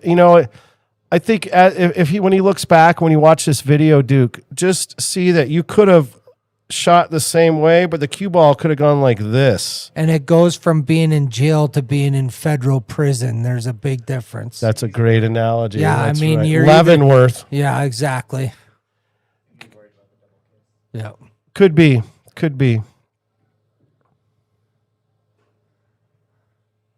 This is still, when you're up 11-0 and this is how you leave your opponent, this is still in the realm of really good. Especially when you're up 11-0, right? Like, yes, this is even a worse position for Robert to be in because he's just not getting to be able to roll. When you're behind, you want to roll. You want an opportunity at an open rack, and you better get out. He's had a couple he hasn't gotten out on. Well, he's going to have to handle his business, and that's right. part of growing up as a pool player. When the opportunity oh boy. So he played inside on that, like Bobby was just saying here in the booth, and that's why the ball came like this instead of releasing at the 3, which running or no inside would have allowed for that.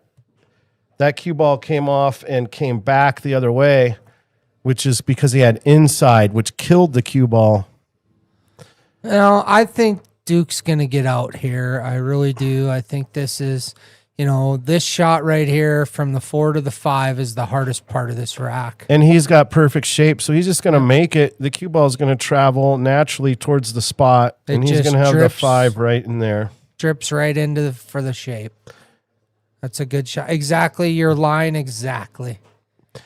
Now, do you follow and come up and play the 6 in the same side? Nope. If you see so straight, I shoot it in straight. Cue ball's right here, and it's straight in right there. He's got Tom Cruise land. Oh, he moves. Great. He moved it. That's what he liked. No big deal. He's perfect. I mean, he could do whatever he wants right now. Right. He can do no wrong, basically. He could, yep. No. Bobby should be mic'd up. Well, I am mic'd up. I will tag him in for a little bit anyway because I need to. Well, he's mic'd I up. am mic'd up, my friend. Oh, here we go. We got remote miking ability. We Hey, do, Derek. yeah. Derek, are you in on this too? When I was in middle school, one of the kids in my class was deaf, so the teacher wore a microphone, Yeah. and he forgot he was wearing it and went to the bathroom. So the kid is like, "Oh my God, I hear our teacher in the bathroom." It was hilarious. Oh, that's awesome. Derek, you're a genius. Right. All right, Duke. If he gets a smooth transition here and gets on this 9, which He's a little sharp, but I'm telling you, Duke's rolling. He's going to cut this right in. He's going to make this. Yeah. Right now, Duke feels like he can't win. He's so loose, it doesn't matter. He's just going to fire it in. There's zero pressure on Duke right now. the only worry on this shot is scratching. Yep. Oh, he just Shanked it. But look at this. Now, what's more frustrating than anything when the guy you're playing shanks the 9 ball and now you have this shot, right? Yeah. This you just 4-rail it in and point to Duke as you walk by. I think Get ready, buddy. Here I come, baby.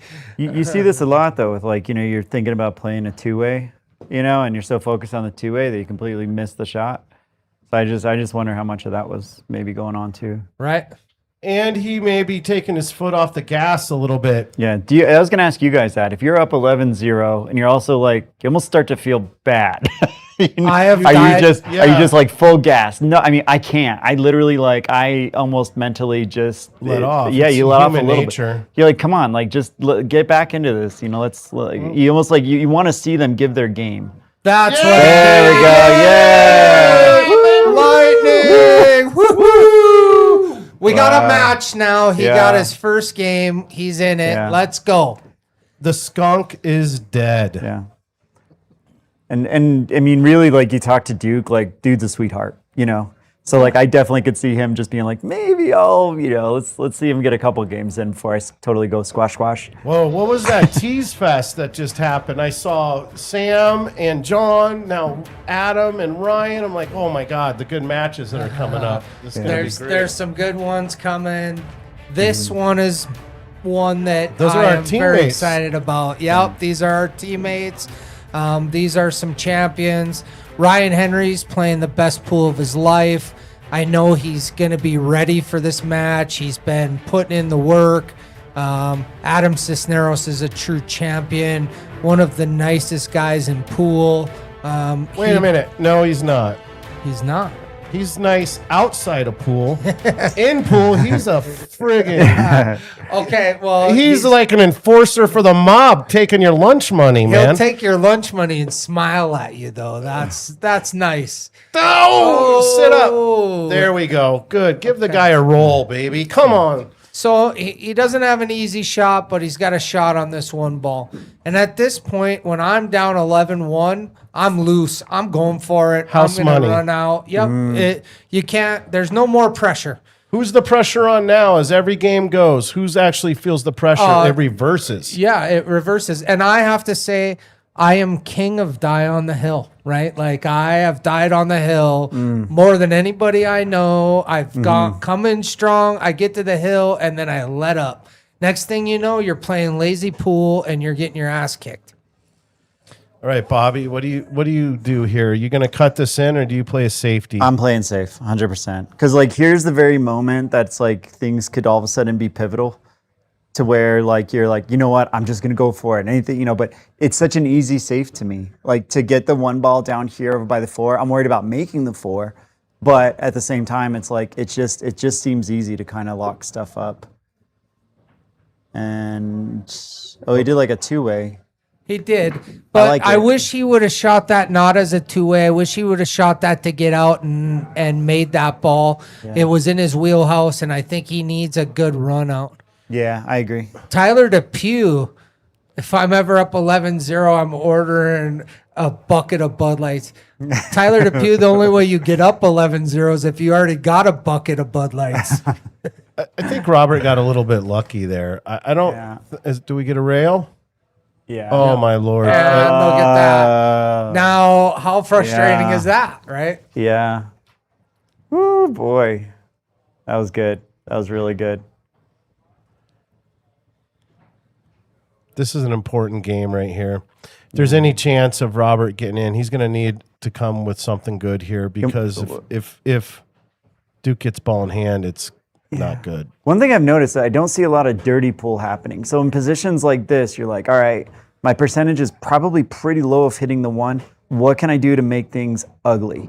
And it was several times earlier in the games where I felt like Robert had an opportunity to make things ugly, and instead he's like trying to go for stuff that wasn't really there. Instead, just trying to slow the man down and make things complicated. So dirty it up. Yeah. Oh, he did good. Ooh. Give him the lightning. We're going to get some lightning on there for sure. Wow. I like it. Yeah. Good job. Good job of. I can't tell. It looks like he does have a shot here, though.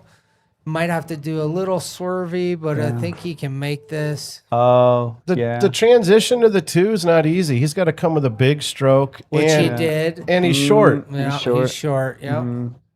But this is big pocket down here. I think I'm banking right into that 4 ball. But if I do bank into this 4 ball, I'm giving it the gusto because I don't want my 2 ball to just get stuck behind there. Yeah. What kind of spin? You using inside or outside? Top right hand English. Uh-oh, he's short. He might.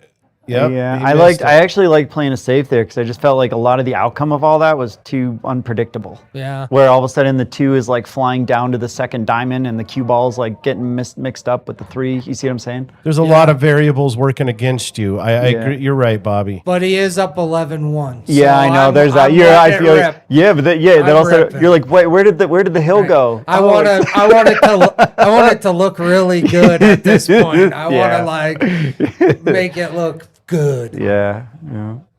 So this isn't awkward. I don't think it's very natural here.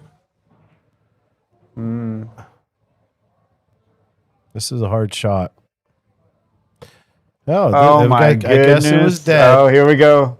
Here's a big opportunity here. Now he needs this out. I feel the momentum. Do you guys? I feel it. I am, and I'm Yeah. hoping for it. I feel like it'll feel like a baby. I'm not rooting for one over the other, but I want to see a match. And Yeah. how awesome would it be to see 11-11? That'd be pretty freaking cool. Yeah. Well, 11-2. Let's start 11-2, there. let's start there. Let's start with a 2 ball. 1 ball at a time, 1 game at a time. Get to the middle. Get to the middle. The momentum shift starts with 1 game. Yeah. Okay, we're going to play the 5 in the side, or is he stunned to the middle again? I roll forward. I play it in the other side. Okay, so we're going to see 5 in the side and then the 7 and the 8 in the top left, probably. Yep, or same pocket. Bottom right. I mean, Yeah. I think the thing here though is like you always see everybody underroll this one. You know, like Right. you got to really pick that target around that first diamond. Let it hit the rail, come back out, because it's like your tendency is to be short on this guy. Yep. And you don't wanna wanna be on the short. other side. You'd rather be long than short. Yeah. right, because if you're short, you got to go 3 rails. Yeah, which then could get weird. And if you go too long, you're just playing it down in this corner pocket instead of the side pocket. Yep. All the things. Let's see if he heard us. I like that he's taking his time. He's not in a hurry. And when the tempo changes and the momentum swings, that's a great time to. Well, and sometimes you walking around and all you're doing is breathing. You're just like letting the nerves settle. You're not necessarily looking at the shot. You know what you want to do, but you're just trying to feel comfortable and loose. Oh, oof. Good job. Yeah, I thought when he made that, I thought he missed it. Yeah. But he's right where we talked about, right? 5 ball on the side, 7 and 8 go in the same corner. 9 ball goes in the bottom right corner. This is real straightforward. It just makes speed, and you got to roll forward 2 inches or 1 ball. And the reason he's doing that is he wants to get, if this is a straight line like that, he wants to be on this side so that he can pocket the 7 here and then shape up a line like that for the 8. Perfect. He's perfect. And I will tell you, Robert in stroke, you'll know immediately because he'll stay down a little bit longer. He does a good pose. Yeah, he does a good pose. When he's not in stroke, he's bouncing around. He's very disciplined, though. Yeah. Plays old school pool, if you ask me.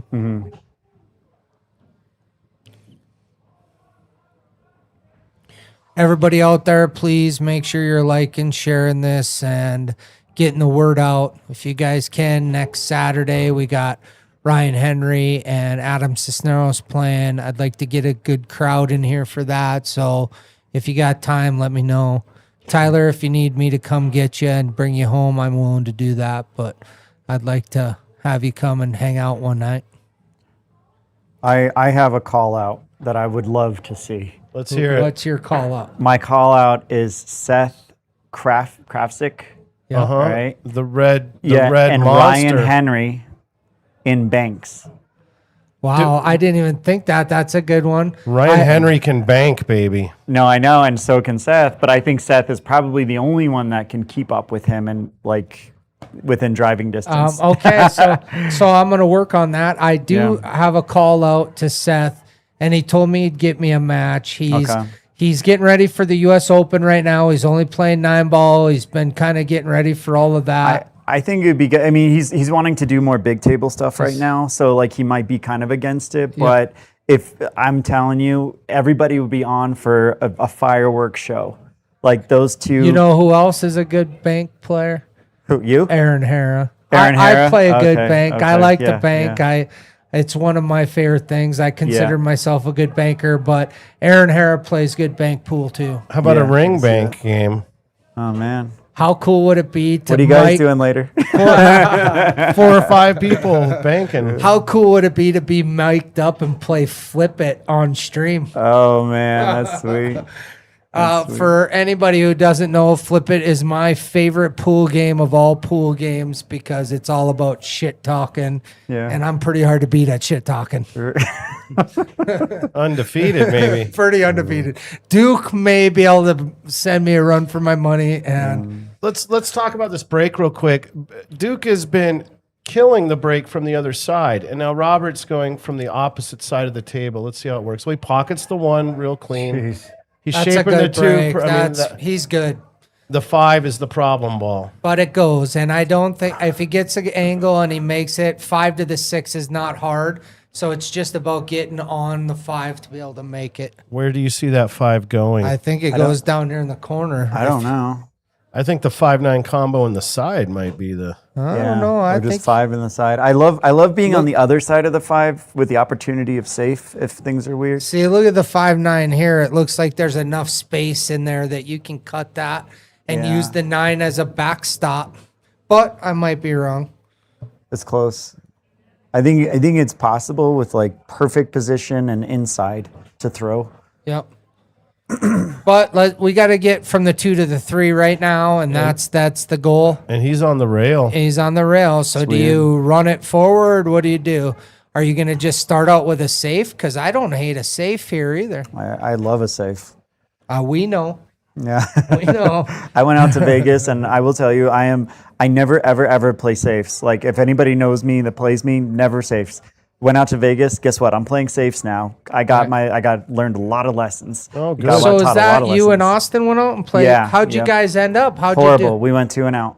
Really? And I will tell you, like some of it was due to safeties and being able to do kick safes. Yeah. So Kicking sticks, he baby. He Yeah. could have played the 2 and then safed the 3. He could have. He didn't have to go to. I mean, That's so much smarter. I mean, well, but Well- yeah, I see what you're saying because you could have just rolled forward, thin the 3, and then come around all the way down exactly, and get I love under the that. 5. He could have Yeah. rolled to like here, Yeah. and then he could have tried to work into this zone right here somehow. One thing I don't mind about what he did though is if he would have stuck him and gotten ball in hand, now he's got a ball to run into those balls, right? Wow. Oh man. Now he's got to come off the rail with a little swerve, Yep. Yeah. and if he makes it, he's gonna get shape on the 3, just like When you do this swerve shot that he's drawing up here, when you hit it softer, it breaks sooner. When you hit it harder, it breaks later.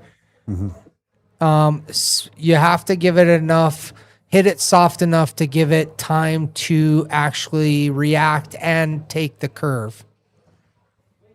And it looks like he's level queuing it, so he must be able to come clean around the 6 into that 2, just smooth with left. Oh, he hits it great. Wonderful wow. shot. Come on, baby. Come on, Get baby. there. Wow. That was a good shot right there. Memento shifto. Yep. And now here, do you duck again and play the 3 behind the 7 ball and, live to shoot another day? Or are you cutting this in and, well, Greg's cutting it in, it looks like. Yeah, that's my finger drawing there. I'm guessing Bobby's going to play the safe. If you play safe, you're doing it something. It's like I don't this. mind going for it because it's a 2-way. Okay. Oh wait, 3, 4. Never mind. Not a 2. Well, yeah, because it's 2-way. Because like the 7 can act as a blocker too. If you miss the 3, it could go like that, basically. Yep. Yeah, you're right. It is a 2-way. So there's a kind of a built-in safety. Might as well go for the shot because you have the 8 and the 7 is a little bit of a wall. What a nice surprise to have you come down here tonight, Bobby. I'm glad that we had an extra mic to mic you up. I don't know anybody else in town who's got 4 people on a mic in a booth. I mean, yeah, this is cool, man. I love it. It's pretty awesome setup down here, that's for sure. Yeah. All right, so give her some gusto. He's playing it with high and a little inside. He Okay, made it. gotta I go, like it. gotta Now go. he's got the 9 ball right here. Yeah, you're definitely playing the 9. 5-9, yep. Make sure you call it. And that quick, it could be 3 to 11. He's chipping away. Then that's what it's going to take, is the saying, how do you eat an elephant? One bite at a time. Right. That's exactly right. And like I said, when I saw him, he was feeling good still. He was, laughing a little bit in his head about the situation he was in and ready to roar.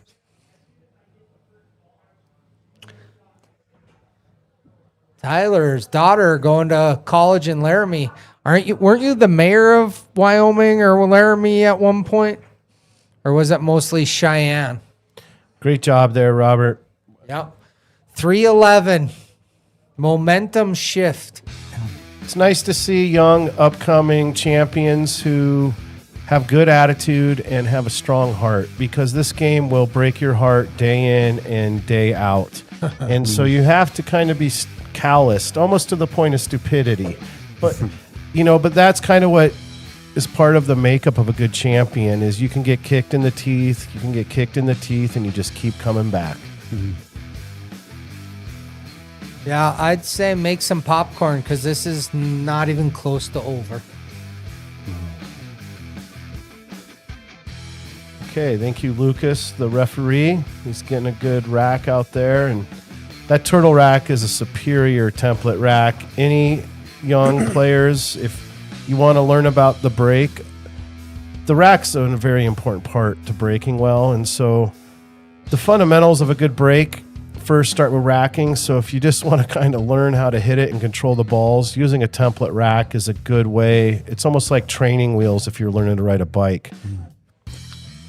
I want to give Sam Deep a shout out right now. I saw one of the coolest breaking videos, and I haven't seen anybody else talk about it, and I thought it was really, really cool. But basically putting your object ball and the cue ball near the rail, and you're hitting the object ball basically to stop the cue ball, and you keep on increasing it, your percentage of, how hard you're hitting it over and over and over again, with the goal of just, you're just trying to control that cue ball. Do us a favor, Bobby. Go onto the Grudge Match page and share that video with us, cool, please. Cool. Yeah. Then all the viewers can go on there and check it out, because sometimes you see those instructional videos that it hits you hard, like it tells your story a little bit. So it's good to throw some of that content on there. Yeah, that woman has a painful amount of knowledge.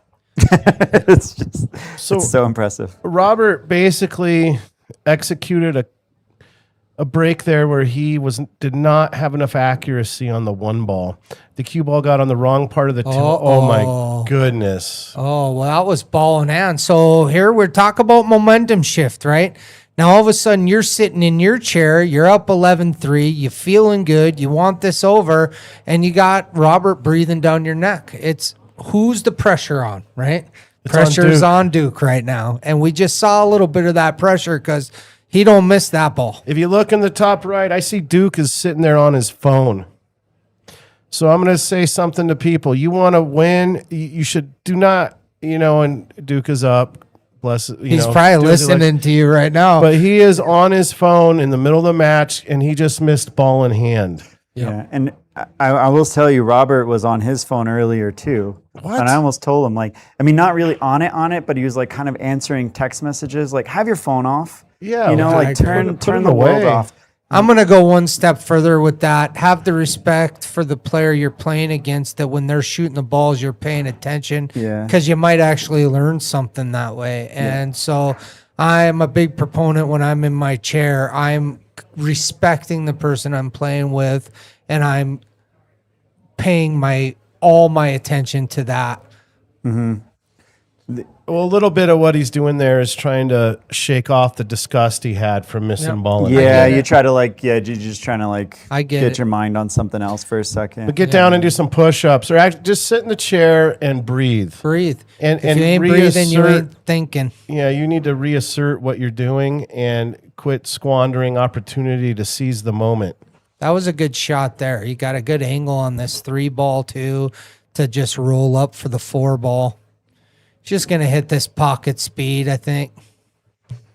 Oh, he's talking about short railing this. I mean, if I'm him, I'm playing into this huge area of happiness. Yeah. I don't want to be here trying to go from here. And then, I guess what he's figuring is the transition for the 5 is easier that way. Yeah, I like it. I think I'm holding it. I'm gonna trying hold to it? shoot the 4 in the top right corner. You are the sentimental type. I am pretty sentimental. Not me. I'm abusing that sucker. You're letting it rip. Grip it, rip it, baby. I'm moving downtown.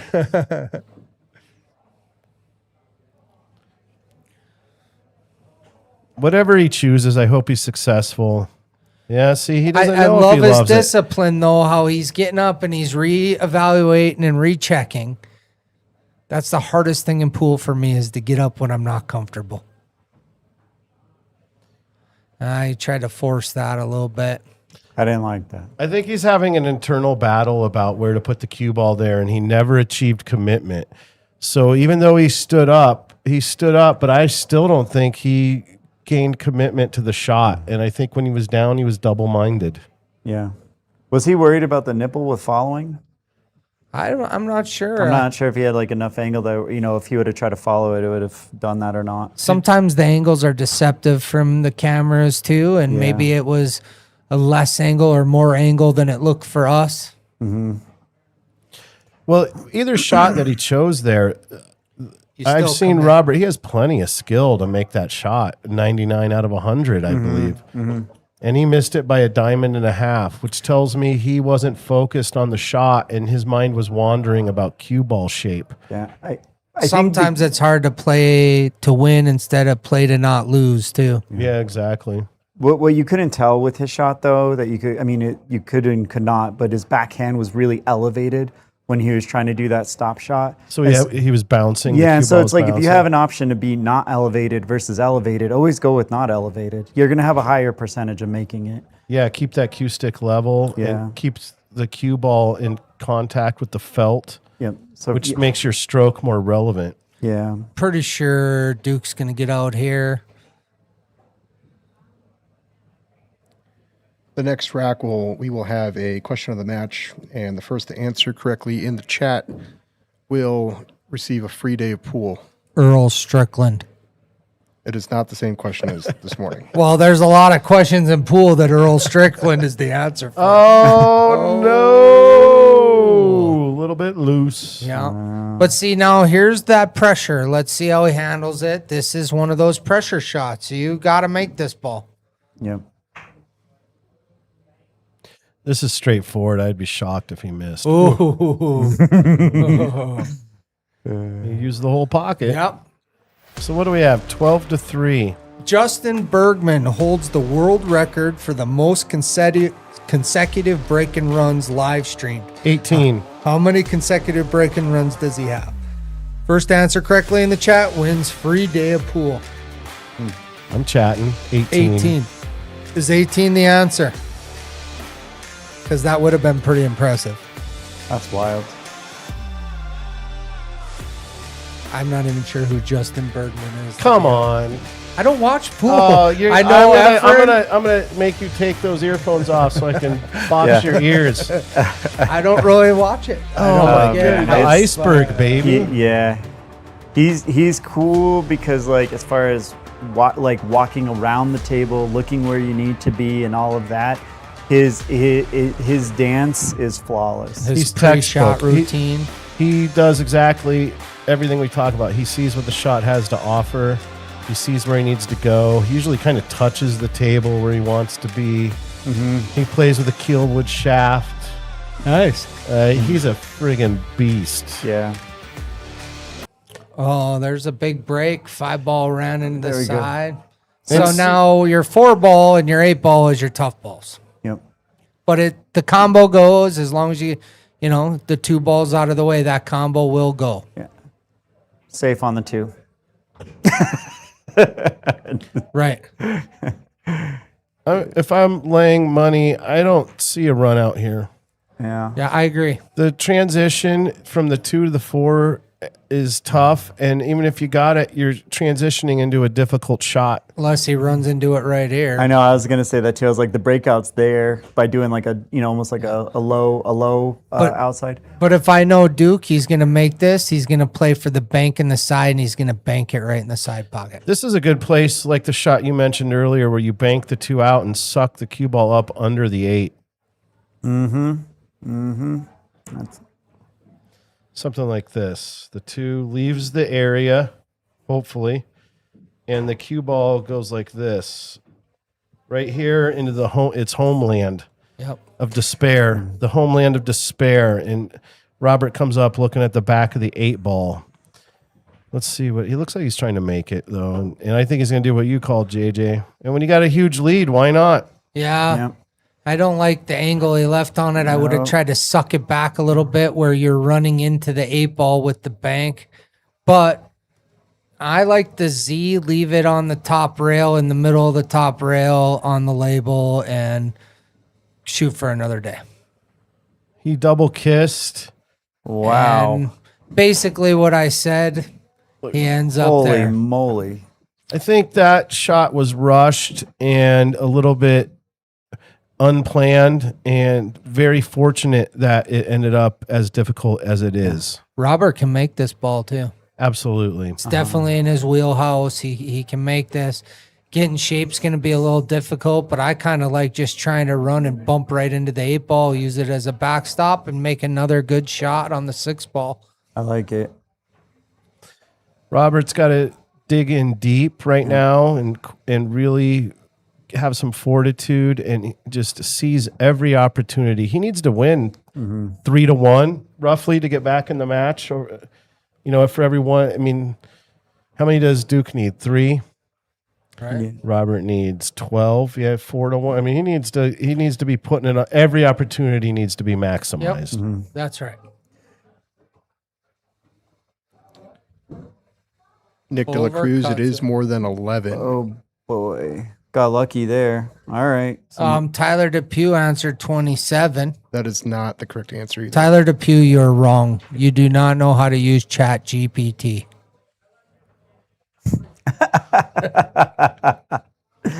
The breakouts right here, huh? Oh, he doesn't. That's interesting.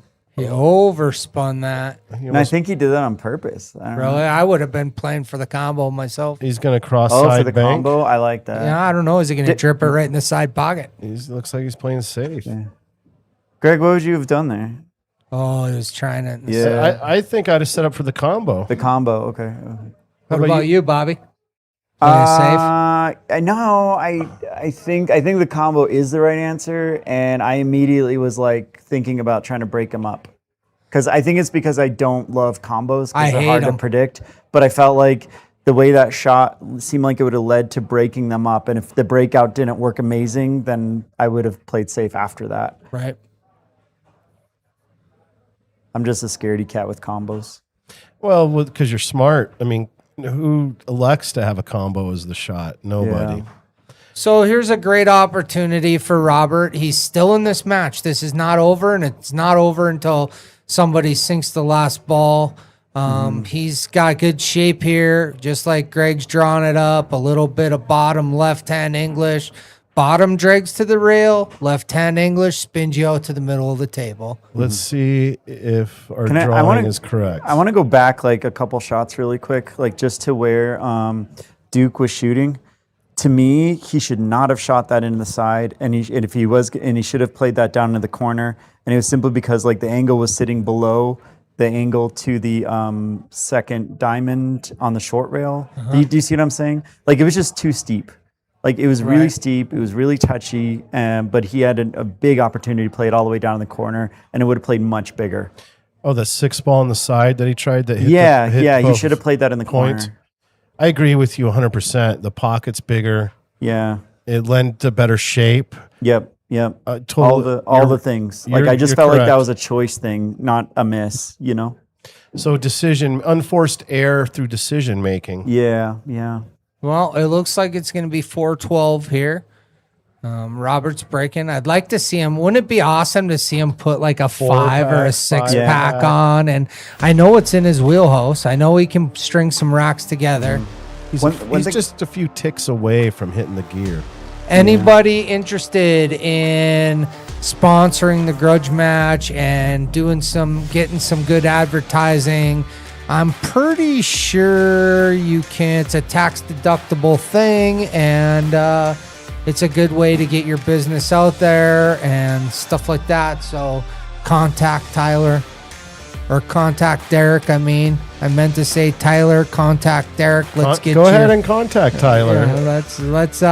Let's get you on there, Tyler, and your firm. Well, there's some good-looking guys. Bobby, off your phone when you're commentating. Sorry. Give some respect to these players. All right. I was respecting the grudge. I like I was it. seeing how many cam. friends Derek has that we have in common, and the answer was not enough. So, guys, go find Derek. Friend request him. Give him some love. Share him. You know, he's newer to Colorado, so let his name get out there. He's doing good stuff for Colorado. Can we put up the donation QR code in between racks? That's a great idea. Please, if you have anything that you can contribute to this, Derek has used a lot of his own money. Heather's put a lot into this, and we gratefully appreciate it if you could contribute any donations. There we go. Look at that. All donations are appreciated. As a matter of fact, Derek is so unselfish. I don't think I've ever seen him put this up except for when he's been asked to put it up. So please donate, get in there, give what you can. That stuff comes back full circle. So Duke had hit a pretty high gear earlier, and he had run 4 racks out of the 10 when we took the break at 10-0. He had broken ran 4. Mm-hmm. That's 40% of the match. That's a huge. I mean, what a great percentage. His Accu stats are through the roof. Look at this break. That was huge, but you're not a great shape on the one ball. Yeah. So a little bit softer on that break, and the one doesn't, or harder. Yeah. If you hit it a little harder, the one will travel across. Anytime you get the one in that trademark area, it's going to be tough. So Tyler Depew won the question. Is that right, Derek? Yeah, the correct answer was 18. Greg Kingsbury gave it away to everybody. Oh, hey, I know my Bergman, man. Yeah. I tell you what, though, that works out better for Heather than it does Tyler. Tyler gets free pool all day, and Heather sells about 3 truckloads full of Bud Light. Let us know when you're coming down. We'll make sure we get the truck to drop off some extra cases before you get here, Tyler. Okay, are we cutting this? Or are we playing safe? That's the only choice here, because you're not bank comboing into the 4 ball. A cut though is a little bit of a 2-way, because if you get your cue ball down here beyond the 5 ball and you miss it, you're still probably going to get a safe. So you want to cut this to the pro side, meaning the short rail, so that if you miss, it returns this way to this trademark area, and the cue ball does something hopefully like this. I mean, optimal would be that the cue ball's parked there and the 1 ball's here if you're playing a safe, on this shot.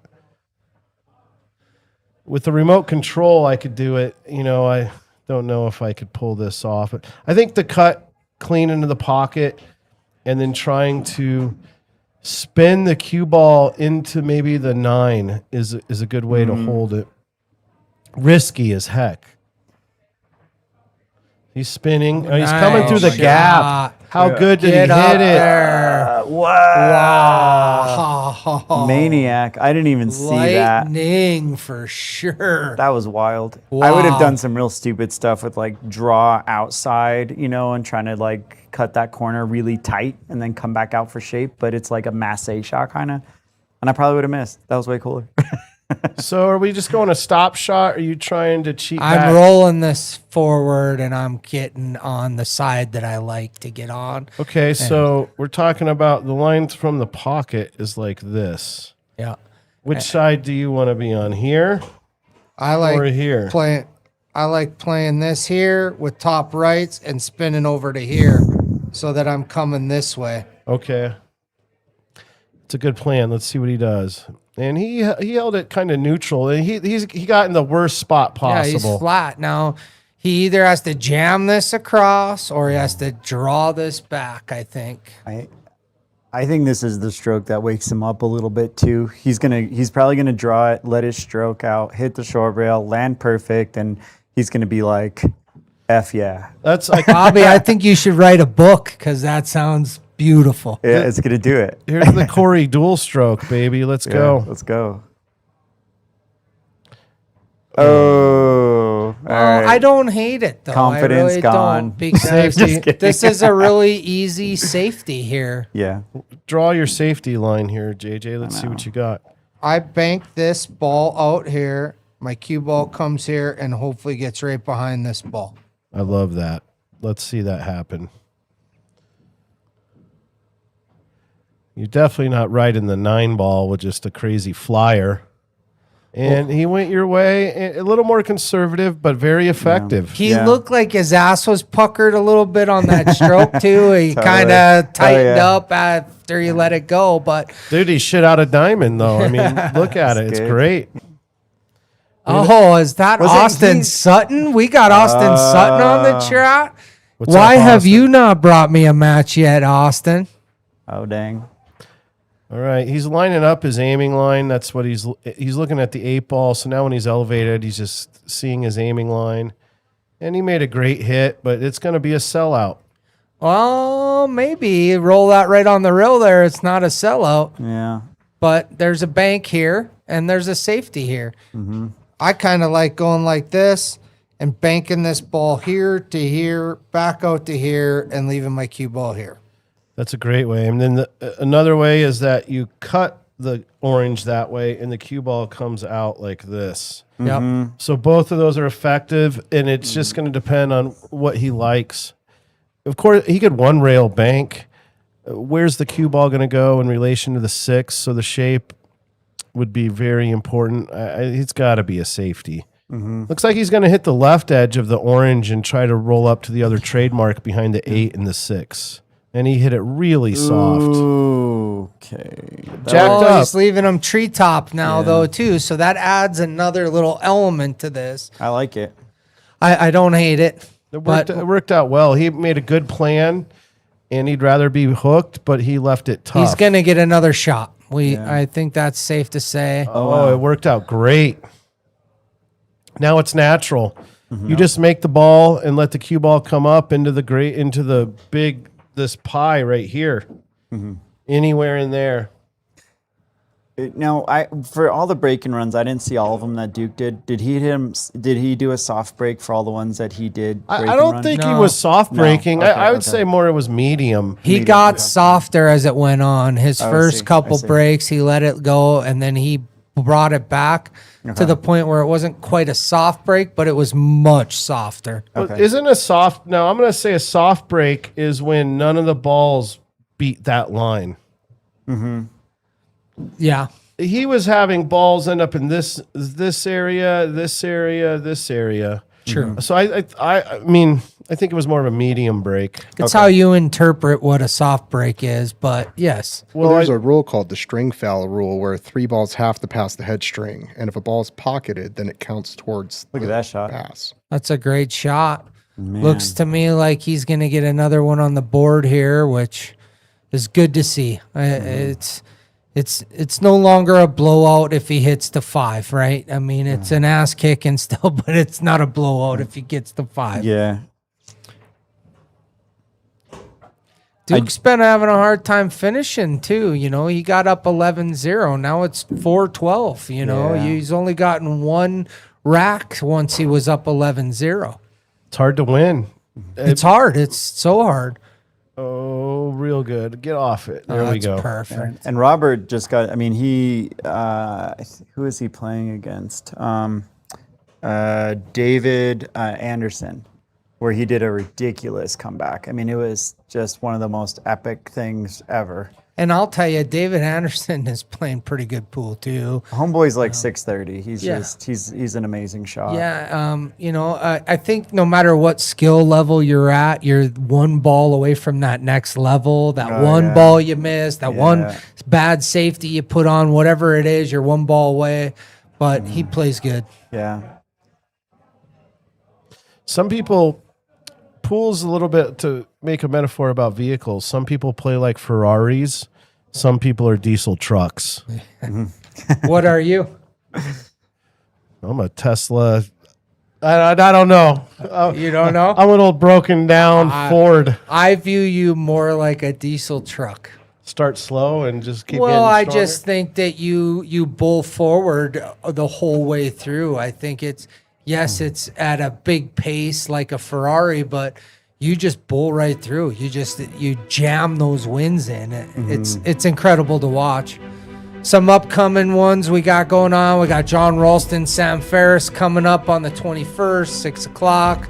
My favorite match coming up. We got Ryan Henry, Adam Cisneros, 5 o'clock on the 22nd. This Charlie Williamson and Chase Morrison's going to be a good match. I mean, we can pick because we're not calling it right now. I think Charlie has more experience than Chase does, as far as I've known Charlie 30 years and he's been playing pool that whole entire time. And Chase is really coming into his own, but Chase doesn't get rattled very easy. I mean, he holds it very well.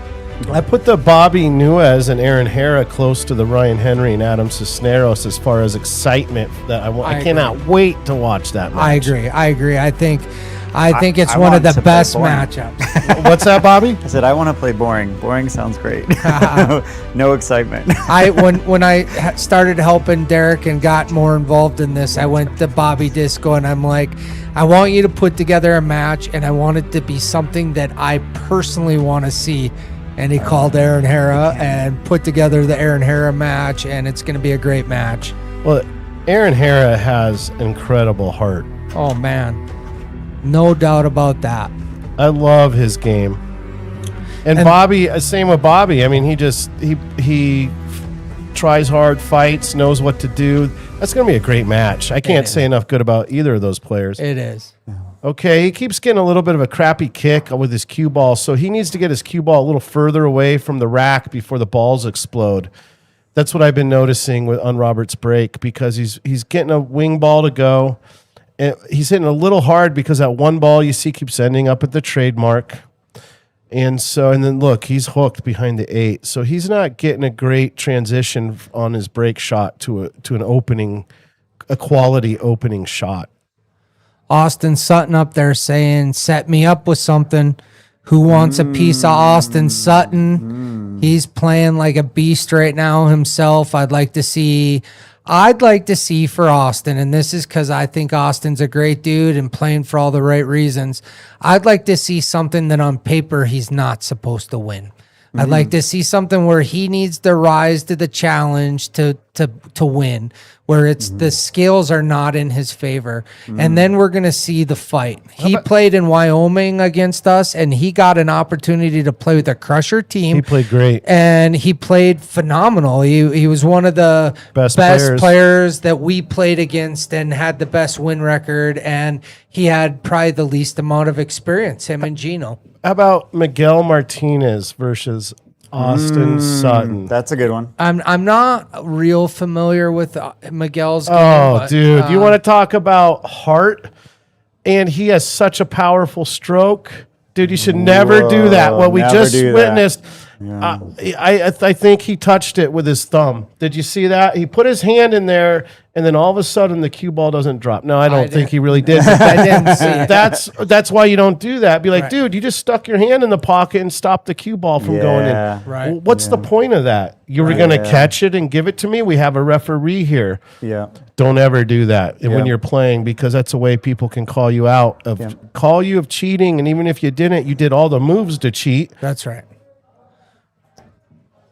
I think maybe to Dino, like Dino DeVoe. Yeah, if he's feeling good.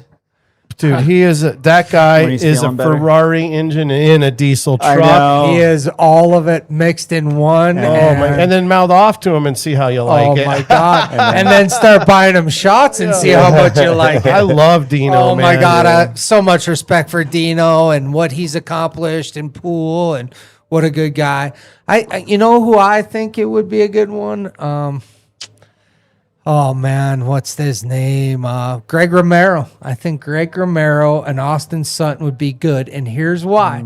I think Greg Romero is, on paper, supposed to really put it on him, but it gives Austin that opportunity that if he wins, now he's the king crusher. 8 ball or 9 ball? I don't know, either one. I mean, I will tell you, I think it would need to be 8 ball. Just being honest, it would need to be 8 ball. Well, you know Austin as good as anybody. Who do you think he should play, Bobby? I don't know. I kept thinking about it. I'm gonna need to get back to you. Yeah, I please did. do. The very first thing that came to my mind Tyler Depew. was Bradford. Patrick Bradford, and Yeah. I know he's willing to play anybody. He's a beast. He's a beast. He plays good. He's a better, in my opinion, 9-ball player than he is an 8-ball player. Okay. Patrick? Yeah, His think 9-ball break is insane. it's ridiculously And good. and he plays really good rotation. Not that he's not a great 8-ball Easy, player. get in the easy, baby. But I think, like, with me, it's if I'm feeling it and if Austin is feeling it and we're playing 8-ball, we could play at a very high level. And I feel like rotation, we're really good. Right. But it's like not the same though, where we all of a sudden just kick into a gear that's a little ridiculous. There was almost no benefit there for Duke to make that ball. It was a great opportunity just to punt. Yeah. Now he's either going to give ball in hand or he's going to disrupt an ugly situation, and that ugly situation was working to his advantage. This is where I'm kicking soft. I'm trying to just pepper the side of that 2-ball and hit a rail and leave it a mess.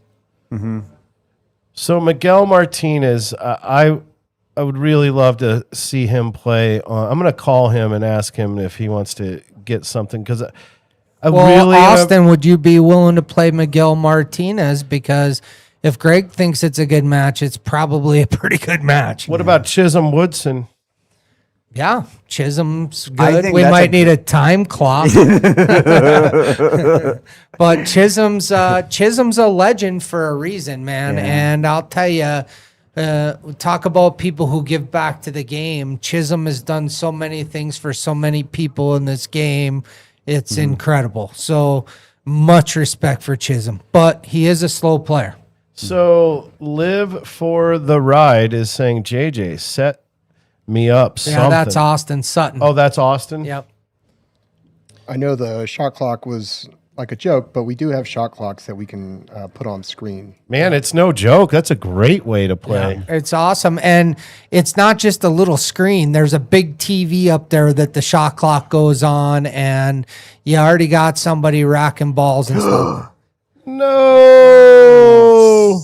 So I'm just gonna say this right now. The last thing he wants to do is let that guy start breaking again. I agree. Yeah. But I did notice Duke was on his phone again, and he put it down to shoot. I would like to see him focus in and finish this at Yep. this point. We all have ADD, correct? Yes. What? Stay off your phone and follow along. Like, what would I do? What would I do? What would I do? Stay present. You'll win so much more by staying present. And just like I would have guessed, Austin will play pretty much anybody. So he says he's down. If you want to call Miguel and see what we got, we can see if Derek can throw some dates out there, because I'd love to get Austin to come and Miguel to come. And I think a big part of making this grow is getting people who are not everyday Mirage people to come in here and play, because now we get their crowd. We get the people who are rooting them on, watching us. And so I'd love to see that match, Greg, if you can make it happen. That'd be a good 8-ball match. Yep. Miguel's 8-ball game is powerful.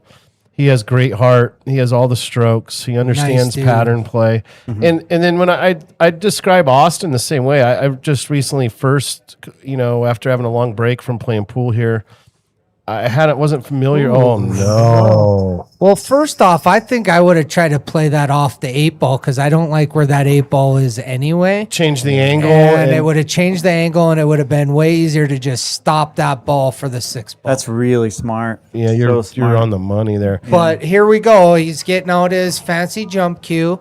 And here's the thing about jumping, everybody. It's not always about jumping and making the ball. It's about getting a hit, right? If he can jump this and get a hit, at least he's not giving up ball in hand.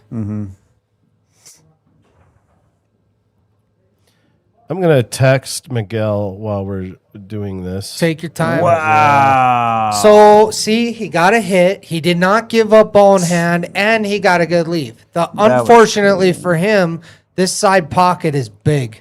real So big, I'm yeah. baking that in the side pocket, and I'm hitting it firm, and I'm sticking my cue ball right where that 6-ball is. So Duke Marion played with Brian Casey recently, and I've been playing pool with Brian Casey for many, many, many years. And I love that guy's game and heart. He just texted me he wants to get on here and play a match. Brian Casey does. Does he know, Brian, if you're listening, do you know somebody you would like to play? Do you want us to try to stir some things up? Or if you have somebody you know, let us know. We'd love to get you scheduled. Brian Casey has a thunder house break, by the way. And he's a good dude. I got to meet him. He played on the same team as Kim did when they played that Moscone style thing. You played that Moscone thing too. Yep. And man, that guy can play good. I really love his game. He's a really cool dude. Yep.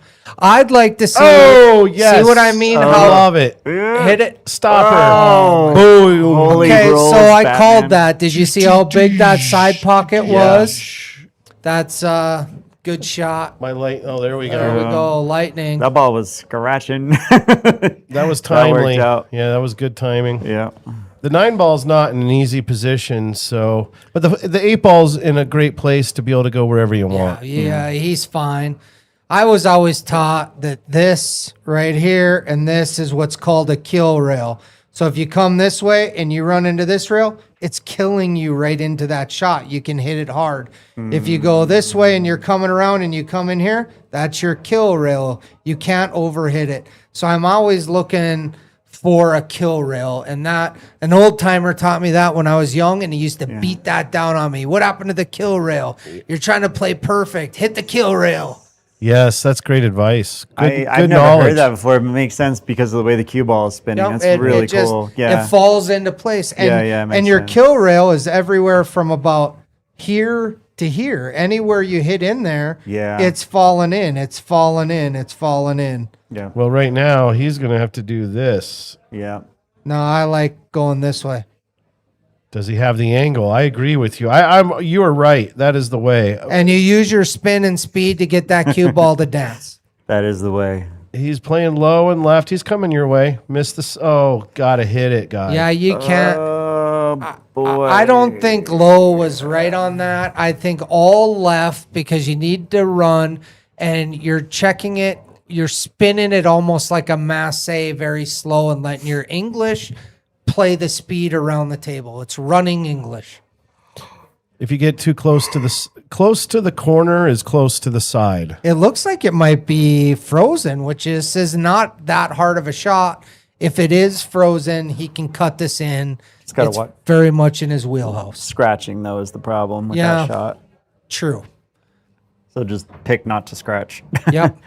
Is it And on the if rail? it's not Oh, yeah, frozen, it is. Yeah. That's yeah. the shot right there. The 4-railer. Home run, baby. Come on.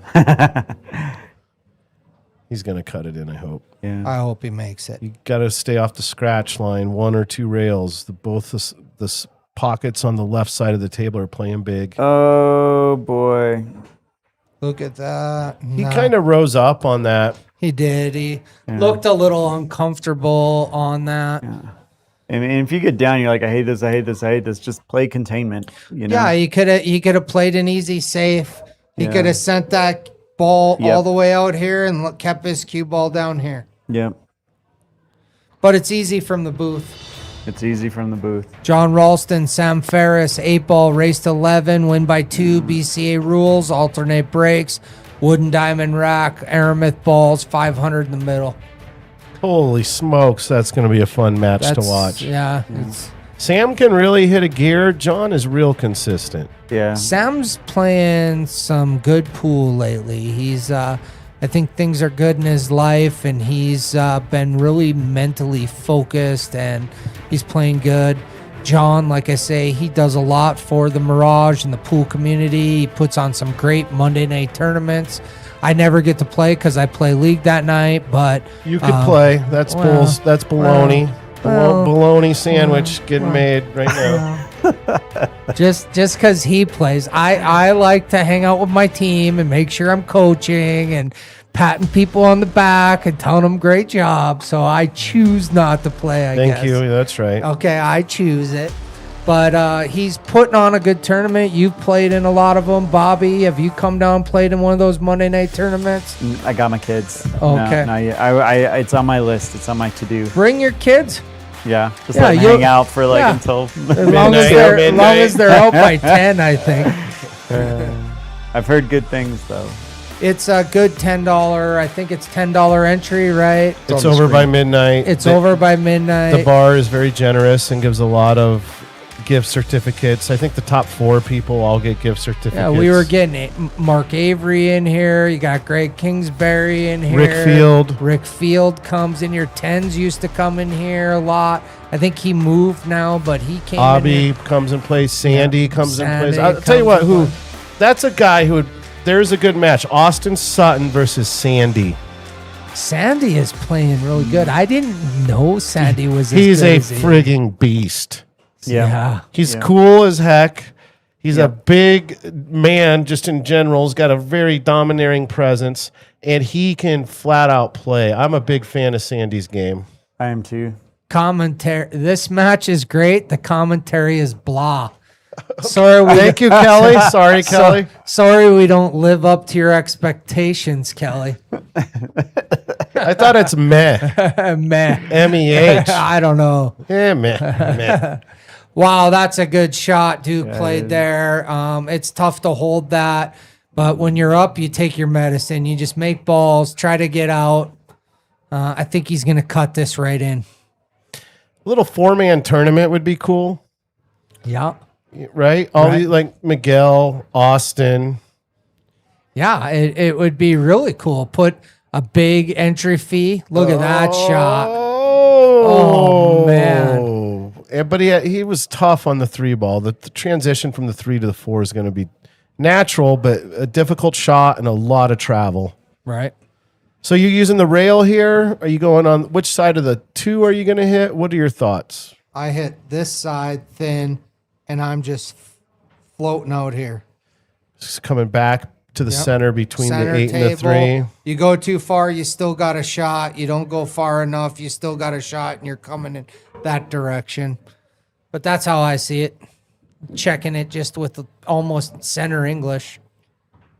Oh, what? Man. I don't know what's I happening didn't right now. see that coming. The wheels are coming off the bus. That's Man, what that that's was. unfortunate. That's really sad. So big transition here is getting from the 4 to the 6, which isn't that tough because you got ball in hand. But 4 to 6 is the key here. Yeah. Well, Fatigue- and 6 to fatigue the is really- 8 is not easy either. Fatigue is real. Fatigue is real. Nerves are real. Under the lights is real. So what's your go-to fatigue drink or food? Well, I like iced tea a lot. Unsweetened, no lemon. I like it strong. Like it. Me too. I think a big thing too is like we talked about this earlier in the earlier match, but it's a war of attrition. So making sure you've eaten and somewhat digested before you play, because most places you play at, you smell food. People are bringing food out. Okay, so we talked about 6 to the 8's the tough transition there, Yeah. and that's how it played out. So he did not give that shot its due respect. No. He just got down and shot. He didn't go work. There was no work performed. He just like somewhere over there and just flubbed at it. Floated the cue ball in the direction instead of picked the spot. You got to stroke that and you got to get to the other side. Let's see how he cuts this. Nope. Wow. But look at this, right? Both players are flailing a little bit right now. They're going to have to. This is that part like the last match where they started getting tired. Yeah. I mean, they just played 18 games under the lights. Is there a kick and stick option here? Maybe. It's kind of thin. But instead of stick, though, it might just creep up under the 9. Oh, okay. You just like thin it? Kind of, yeah. Yeah. I mean, that's a hard shot. I But that like- is a good shot. I like thinning this way and trying to stick my cue ball right there behind the 9. Mm-hmm. If you can thin it, it's hard to tell from here, but it looks like he can Z-bank that and just stick him right on that 9 ball. Oh, I see what you're saying now. You could just thin it and barely move the 8. That's what I thought. And Yeah, let the just cue like ball thin go it. past. Yeah, that's what I was thinking. Just keeping it simple. Keep a real short bridge, Yep. just like that. Just like that. That's Great a good. shot. That's keep it. That's the KISS Simple. method. Kiss method, yeah. Keep it simple, shooter. Shooter. You're so Shooter. kind. I get called stupid, not shooter. Oh, sorry. Okay, he's got to kick into this soft. So now you're soft kicking under. Oh, he power kicks at it. And that should be a sellout. Yeah, this isn't completely easy, but it's easy enough. I think it's in his wheelhouse. Hopefully he plays to win, not to not lose here, and he just makes the 8 ball and gets shape on the 9. Are you using 2 rails or coming 1 rail? I'm going 1 rail, and then I'm just going to shoot the 9 all the way up to the opposite corner. So you're using center axis with top spin. Yeah, just maybe a little check of left English to check when I hit that rail. See, he came all the way out, which I don't hate that. That's a great shot. Yeah. This shot on the 9 in that pocket is easier than what I wanted to do, but it's not on the rail, so either way would have worked. I hear a 4-pack coming. That would make this a great match right now. And it would be good to see Robert hit a gear for a little bit. Let's make this ball. Well, he's not out of it. He was down 11-0. It's 13-6 when he makes this ball. And he's breaking. That 8 ball was a confidence booster for sure. Like, it just showed that he's starting to really tap into the speed of the table as well. Before he was kind of under hitting things just a little bit. So I could definitely see like he's understanding his speed so much more. He's finishing his stroke. Yeah. The Littleton Comedy Show. It's hosted here by one of the servers, Sam Butler. Great dude. 7:30 p.m. last Fridays every month in the Garden Bar.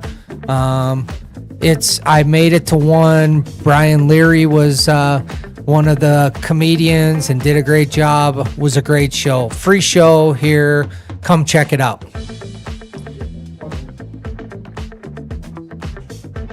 Next one's on the 28th of August. Next one's on the 20th of August. Anybody catch the Bronco game yesterday?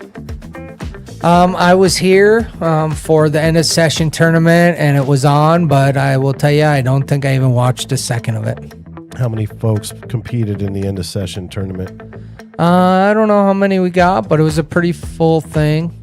How'd you do? I lost. Who won? I'm not sure I left when I lost. You're out of here. I was out of here.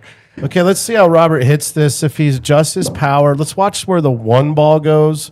The 6 ball is going to try to move cross side to the side pocket by his left foot. The wing ball 5 should fire right in.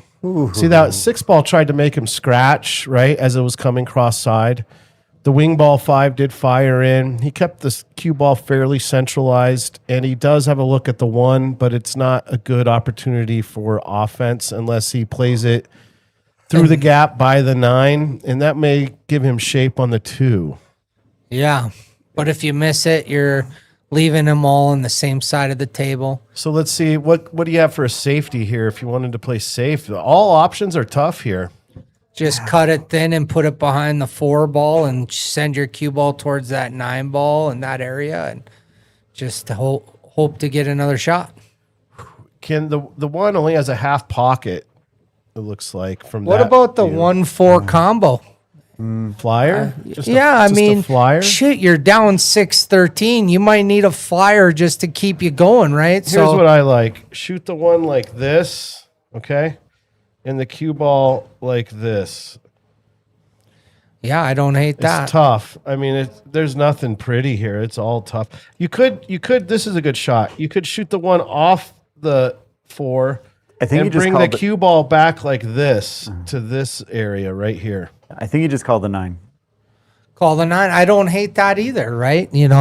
Call the 9 and let it rip. And if you two-way. don't, then he's still got to run out a lot of balls. He's thinning the 1 and going at the 9. That's the shot you suggested. Yeah. That's nothing. It's boy. not bad. It's not great. It's serviceable. Well, you're going to get another shot. You might not like your next shot, but you're at least shooting again. I see another 9-ball banger going. Just let the cue let it fly go. at the 2. Could be wrong. Oh, that's what he did. Yeah.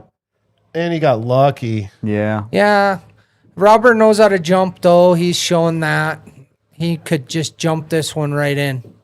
Did he call the 9 when he did that? He must have, because it looked like he was going for it.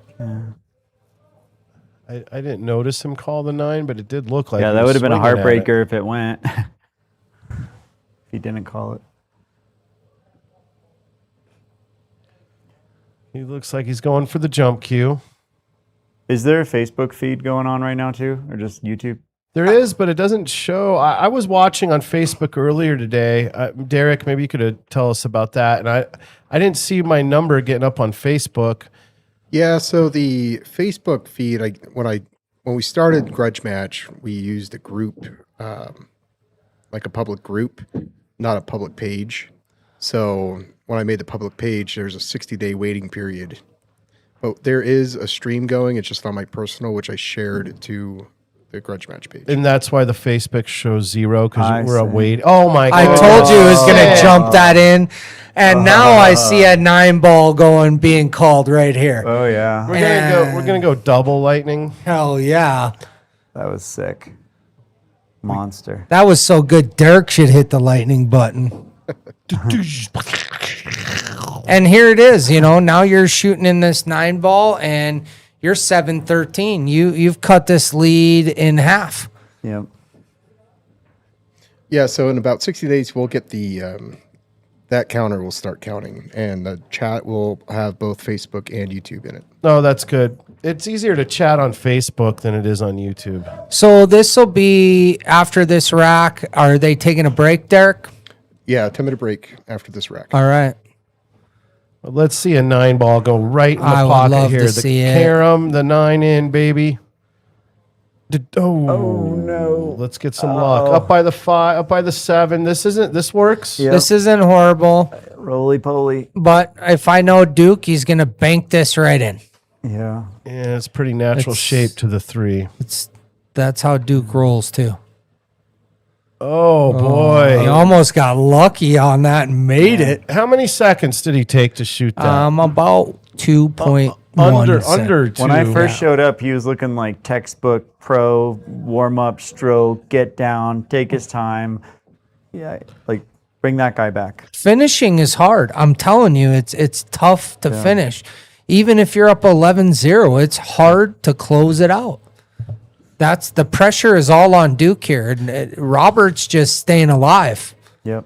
So if you saw Robert put his hand here, he put his hand here, and then he eyeballed this spot. So what he just did is he found his boundaries and he found his sweet spot. So he's doing the work. That was a good job. And he's going to get right where he needs to be. That was excellent. Money. I love that shot. Now he left himself enough angle here to come and get back on that 4-ball. He's going to need to use a little bottom right-hand English. The bottom drags you down to the rail, and the right-hand English brings you out to the middle of the table. So you're just trying to beat the 8-ball here. That's right. You got to make it past the 8-ball.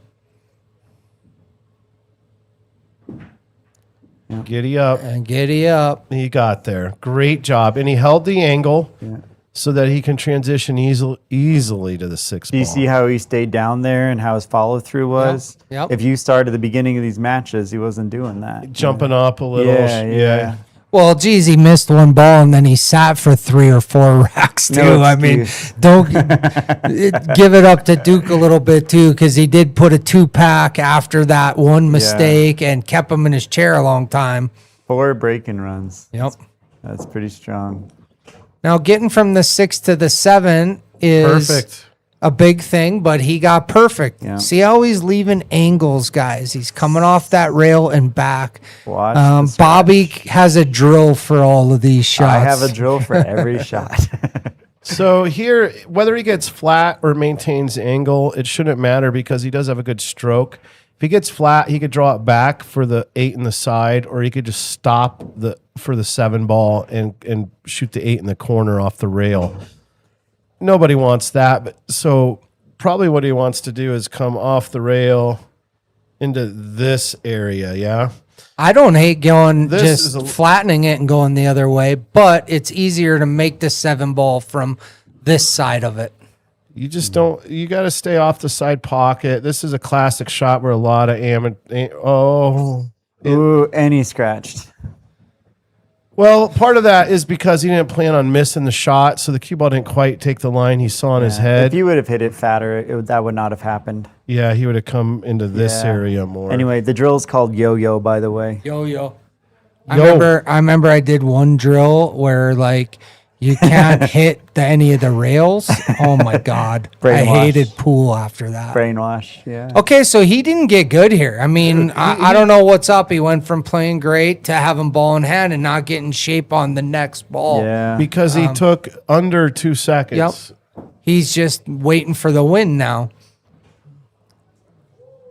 Yeah. Oh, Yeah, man. he did the two-way shot there. He shot it short to like hit, Quite Make it on the honestly, pro side. and I'm not rooting for anybody here, but Duke deserves to lose this particular game because you got ball in hand. You're up 13-6. You need to get out. It's 9 ball. No balls are touching. You need to get out on that rack. Yeah. So he deserves to lose this rack, and he deserves to get broken ran on the next rack. Vicious. It would be great that AJ's vicious. Robert runs out here and then Duke has to sit through the whole break. Man, I could have closed it out. Dang it. And Robert's thinking, man, I'm getting in this thing. Right, and that's exactly how this works. All the pressure's on Duke, and we're seeing it. You don't, and he's, yeah. I have a question. So Robert's name says Piazza's under it. Duke says the rec room. Do these guys call out where they're like their home rooms are? Oh no.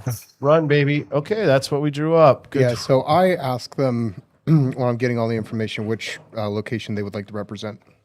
That's neat.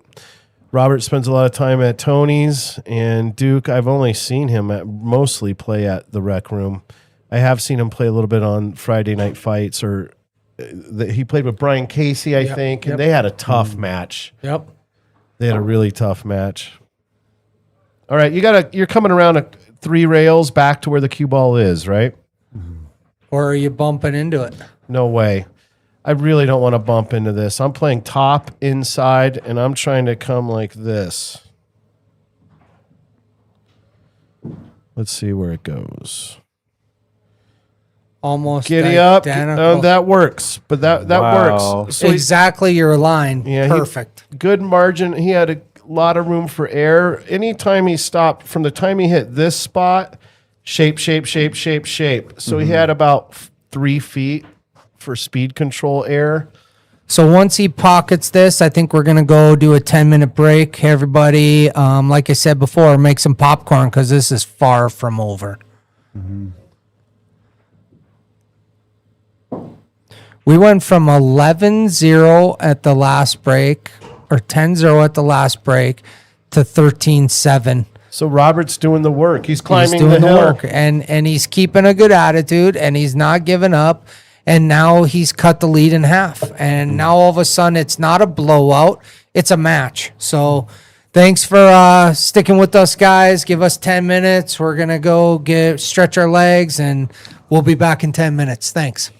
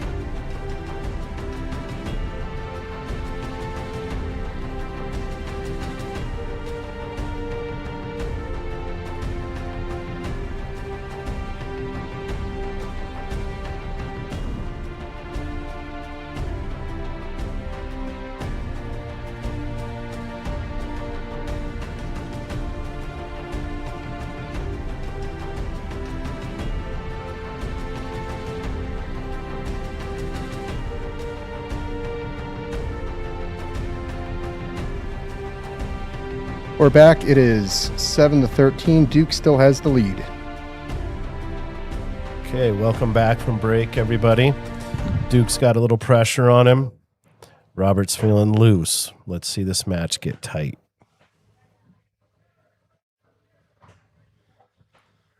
All right. Well, I talked to Robert a little bit on the break, and he talked about he'd like to shore his break up a little bit. He feels like it's not giving him exactly what he wants. There we go. That's a good, bad kick. Look at the 2 Yep. as well. It just Yep. shoved to the trademark. So I imagine we're going to see a rollout or a push here.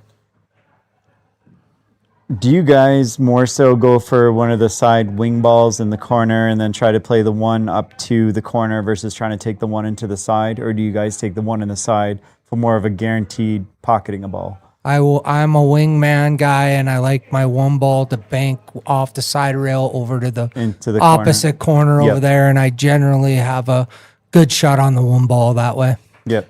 Yeah, I feel like the one ball on the side is old school mentality from 20 years ago. It's Yep. a guaranteed make, but it's a lot harder shape. I'd rather have a more likely on a shape than I would to have more on a ball.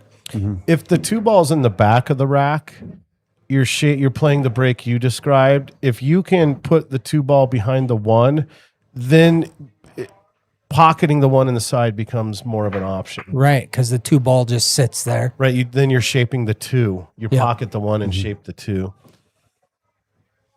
Sometimes you have to go with how the table's breaking, how is the rack laying out, how's your stroke feeling. Sometimes the table determines what you're doing. We're not getting all the love in the world for our commentary, it looks like. Sorry, we're not living up to your expectation there, Joseph Smith. I think we're going to all need to go back to modeling after this. I wonder if they work for a different production. Okay, well, he didn't quite get the safety he was looking for. He's left a difficult shot, but he has not hidden the ball. I think he's going to bank this in the side and stick it and have perfect shape on the 3 ball. So he's going to come around 3 rails between the gap between the 9 and the 7, something like this, you're seeing? No, I think he's going to make it and stick his cue ball right there. Hit a little bit of bottom and just stick it. Hit that ball pretty hard, bank it in the side, and just stick it right there. So cue ball stays here for Yep. the 3 like this. Yep. I think I'd go for a safety here. Did he just call the 9? Did he just call the 9? That's not a bad shot because what he's really calling is that the cue ball is going to do like this. Yeah. Or is he chasing the 9 with the cue ball? Something like that. Yeah. Wow. Just like that. Wow. Right on your line about. And yeah, he leaked out, and this is a shot. It's not an easy shot, and it's not easy getting on that 3 ball from here. You almost got to just roll this in and take your medicine and try to play a good shot on the 3 ball.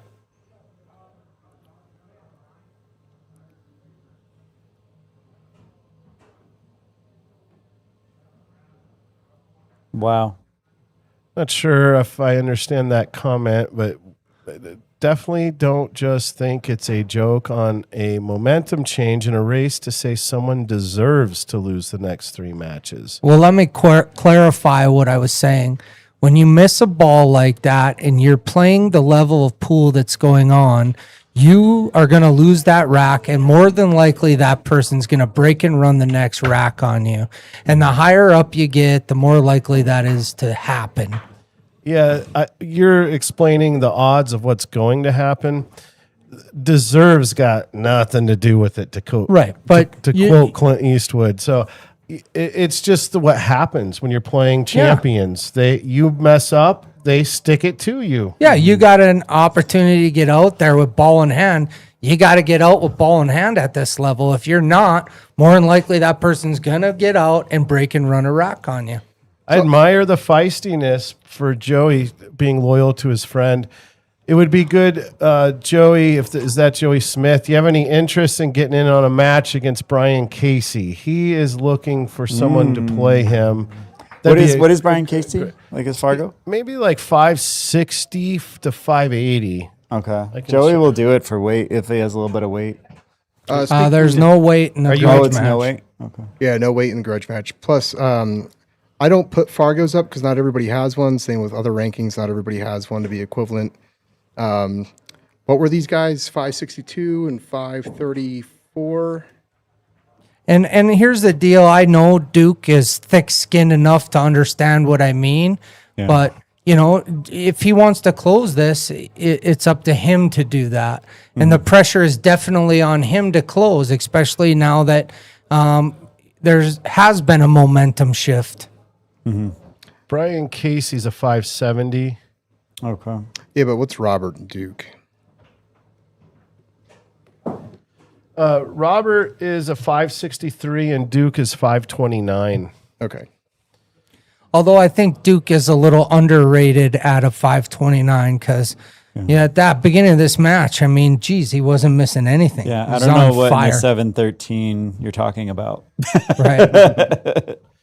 Joey Smith's the 477, so he's 100 points under Brian Casey. Yeah. Wow, he Wow. thinned that. Look at this. That's a jelly Oh, that's a good shot. roll. Nice jelly roll. Nasty. This match will get reported to Fargo, by the way. They both agreed to do so. Oh, cool. Okay.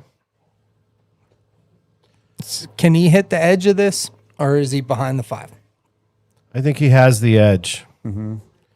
So he's going to try to thin this and return the cue ball down under the 8. Tough to miss the 5 and the 9 here. Yeah. I hit it really soft, but he's right on the line. Man alive. Ooh, it's a good shot. It is. Pretty good. Whether you get the safe or not, it's a good shot. It's the right shot. Duke is going to need to play this rail first, which I saw the other day. Who's the gentleman who injured his hip recently? He plays jam up. Plays at Tony's a lot. He's from Mississippi. He just got injured. I don't know. But he posted a thing the other day that rail first is not a kick shot. He's right. Okay. Well, that left a little bit wanting. Right now, Robert should be able to seize the moment here. This is just natural. Make the 3. The 4 is juicy in front of the side. There's not a lot of complication to this shot. Up and down and. April said Benny. That's who Yeah, Benny. Thank you, April. Oh, who plays like a piece too. That guy plays so good. He's so good, man. This book I like to listen to called Running the Table. If anyone, yeah, it's a great book. it's so good. I've listened to it like 30 times. They're He's talking about a mentioned movie. Benny Conway Jr. He's in that book, actually. They go and play him. They talk about it. I think there's talks of it turning into a movie. Oh, that would really? be great. I think it was like it may have been like Jack Black to play him. I don't know. I don't know if that was all just a bunch of rumors though. Be cool. I think that is Joey Smith. He's responding, and he's clearing up the muddy waters. He has no interest in playing with Brian Casey. That's his boy and teammate. Understandable. Brian Casey has a great game too, and that's not really a very fair match. Oh no, that's a bummer right there. So the transition, the 7 ball, the 5 to the 7 is no duck walk. It's not super difficult, but if you don't get good on the 5, getting on that 7 is not easy because it is covered up by the 9. Yeah, that 9 plays like a beach ball.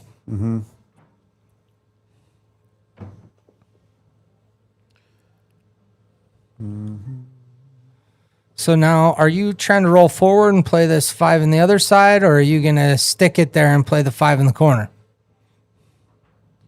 I kind of like sticking it there, playing the 5 in the corner, and then coming this way. He's rolling it. Yeah, I like him. Like, I love how he played that because then he's going to do short side 7, which then you can get rid of the 9 ball problem. Is that how you see a short side 7 getting there? It has to be. Yeah, There's no choice. yeah, but I mean, And I think like the shot before that, it was like choosing to whatever. Oh, Wow, he spun the snot out of that. interesting choice. That was a guy who has got a lot of confidence in his pool stroke. That was nice to see. Yeah. And he did get there. I mean, all he's got to do is cut it in and let the cue ball go, make it, and the cue ball just does this. And anywhere he's good. So this is just make it. Yeah. If he plays outside, he brings the side pocket into play. Oh, see, he played. Just short. I don't know. I'm going to go back to this is another choice error, you know? It was there. That was not a shot to apply outside. It's just middle ball. Middle ball allows it to do this, and there's no trouble. Outside, oh, here we go. Now you're Z scratching. That's a shot that when he looks back, he'll realize that, and oh yeah, I won't do that again. So that's a great moment for learning for his future matches. And, you know, I'm a little bit, I'm not always the nicest guy with the way I say things, but in my opinion, Robert has to get out here. And if he doesn't get out here, it's no good. He's got ball in hand, three balls.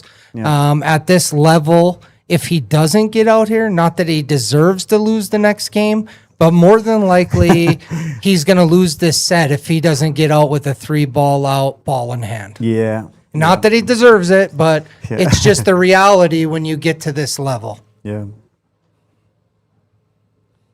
It's one reason why I love pool is because the cue ball doesn't care. If you spent 6,000 hours last week, there's probably not even that many hours in the week, but you could have put in 6,000 hours of practice. The cue ball doesn't give 2 squats. No, doesn't care. You have to come with it when you got to come with it, and you have to come with it, and that's it. You don't deserve anything. Everything must be earned.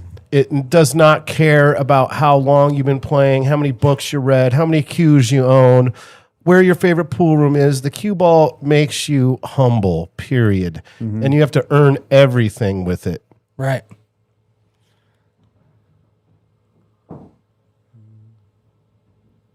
Great shot there by Robert. So we have a match here now. We went from 11-0. Now it's 8-13. 8-13. This is a match. This is winnable now. He's starting to breathe. He's starting to get locked in now because it's starting to go his way a little bit. Yeah.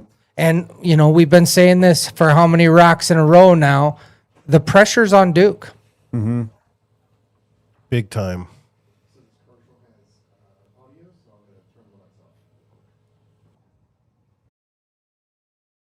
Every game begins with a single shot, but every player knows the next game is already waiting.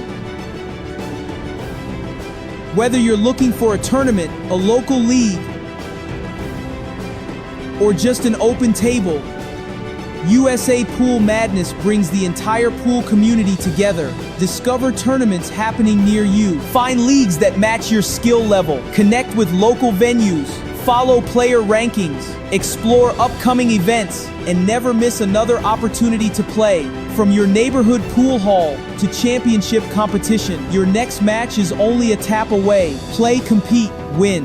Visit USA Pool Madness today and discover where your next game begins.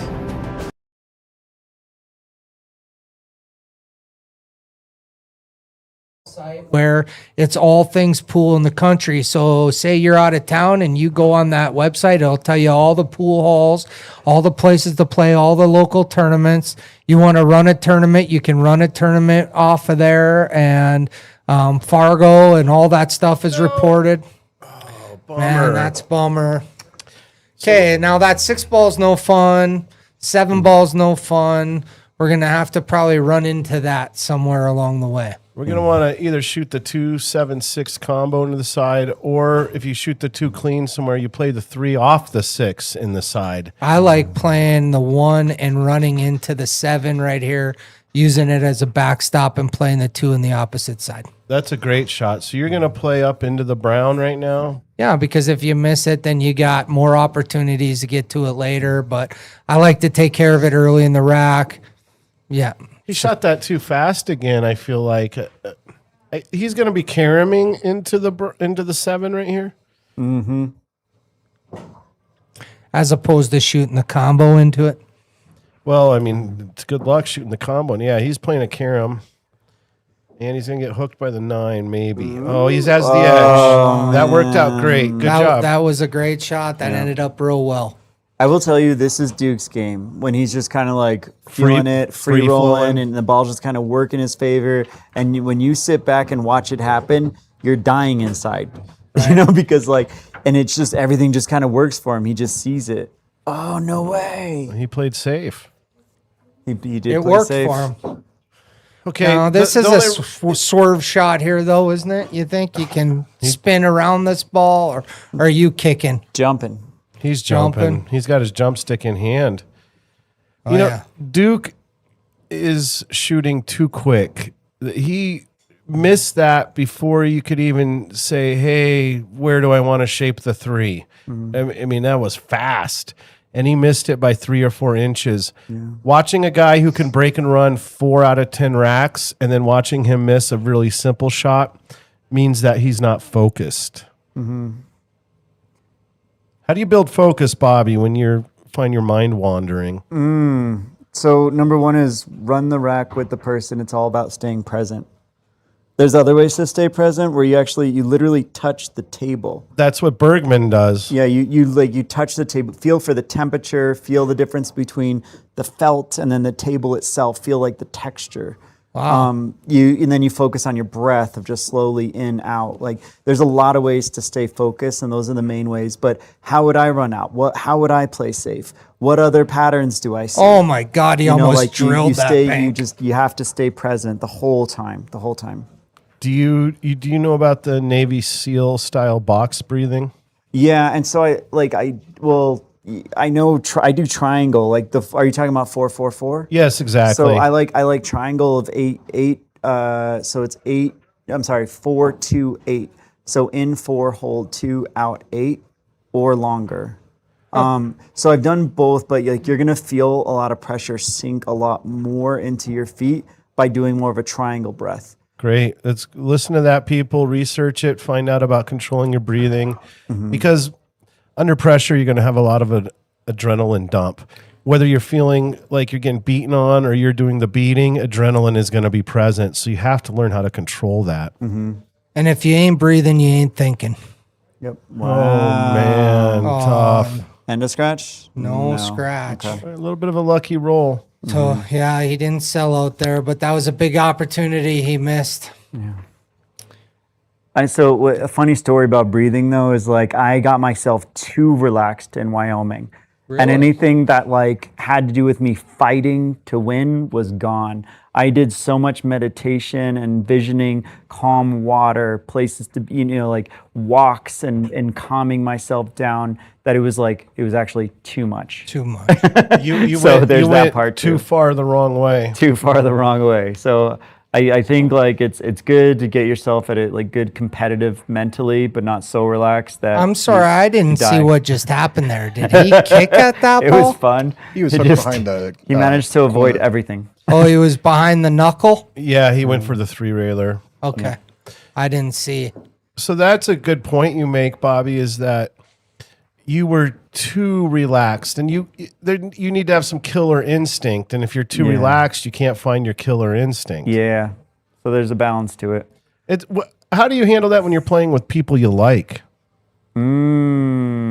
I think for anybody, people you like, people you don't like, focus on playing your game. That's such great advice. You against the table, not you against your opponent. That's really good advice. I love that. Yeah, but the other thing I really liked was Tommy, actually. He says, just to, always just give them your game. You're showing them respect by bringing your game at the highest level you can, even if you're beating them. Are you talking about Tommy Tommy, D'Alfonso? I apologize. Tommy D'Alfonso. Well, he's another one I'd like to see. If that's his method, that guy sure shows a lot of respect, baby. Because holy cow, does he not play so fantastic? So good. Yeah, and I learned a lot from that too, because I did find myself almost you back off a little bit. You want to give people a chance to get in the match and give them stuff. But there's at the same time, other people will know exactly what you're doing and feel like you're disrespecting them.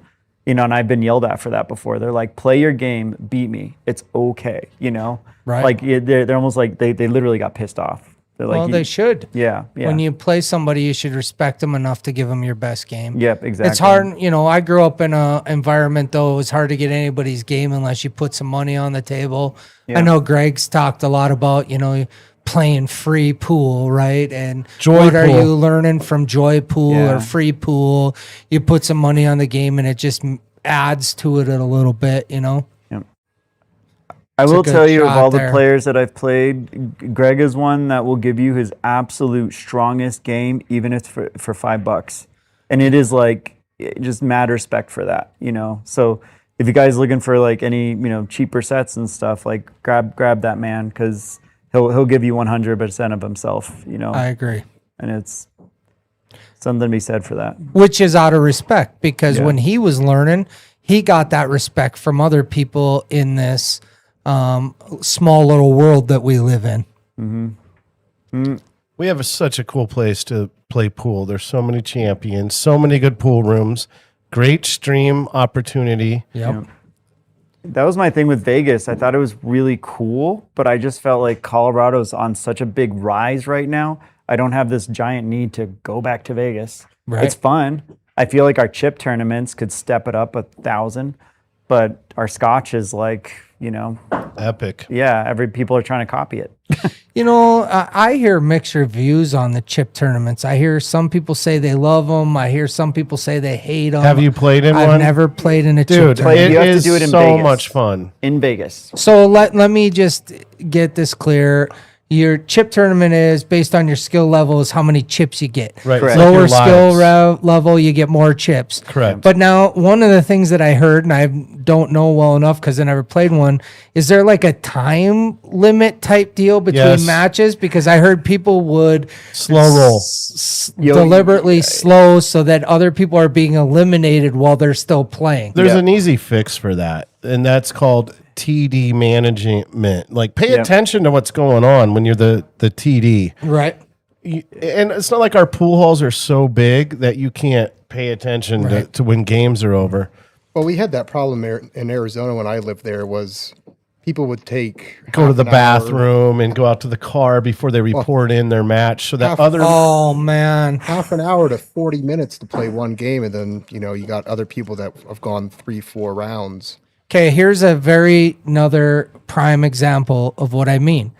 Not that he deserves this, but he should lose this game and Duke should break and run when you miss a 9-ball like that. Yeah, this could It's be- your fault that you missed that 9-ball. It's your fault that you didn't get out. It sucks that you didn't, but now Duke should be able to finish this out based on that one shot. Yeah, the break and run it's very Yeah. real. What I'm seeing with Duke so far is if things are open, he's taking advantage of it. Yeah, but and I've learned this at the higher level you get, the more likely it is. You miss that 9-ball, you're Yeah. sitting in your chair now for a while. Yep. tonight or whenever, Robert, when you get a chance to watch this video, I hope what you do is remember that exact situation and figure out what was going on with you that made you miss a gimme. And it's not, you have great stroke, you are a good shot maker. Purely what happened there is mental focus broke down. And you're not paying attention to what you're doing. You're thinking about something else. You're not into the shot. So you really need to take inventory of what happened there and go to work to cut that out of your game. And all of us have it. I've done it. I saw Robert Rodriguez do it. I've seen Shane Van Bonen do it. So- I mean, it happens to everybody, and all of us have been there. But what I'm saying is, when you make that mistake, not that using the word deserve is the right word, but essentially, you deserve now to lose the next game, and Yeah. because you let that opportunity go, and that's how it works. I think the bigger picture to that is just taking responsibility for your mistakes. Yep. You own it. That's, you can only control when you're at the table. And the biggest thing you control is your emotions behind it. That's exactly right. And that's really what it comes down to. So even if he does break and run, you're still and even if he flukes something, So we got Duke is on the hill here. He needs one more game. Robert needs 7 games in a row. Robert's been making a good comeback here. And so we'll see what happens. It ain't over. It ain't over. And Robert's come back in similar situations, and the two things I would love to see right here. I don't care which.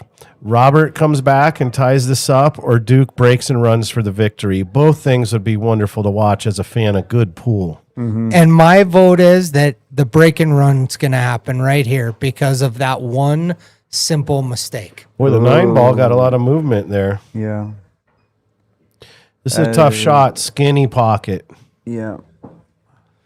Yeah, it drips in nice though. 2-ball is kind of Hidden. drag out. You just, as long as you get past that 4-ball, right?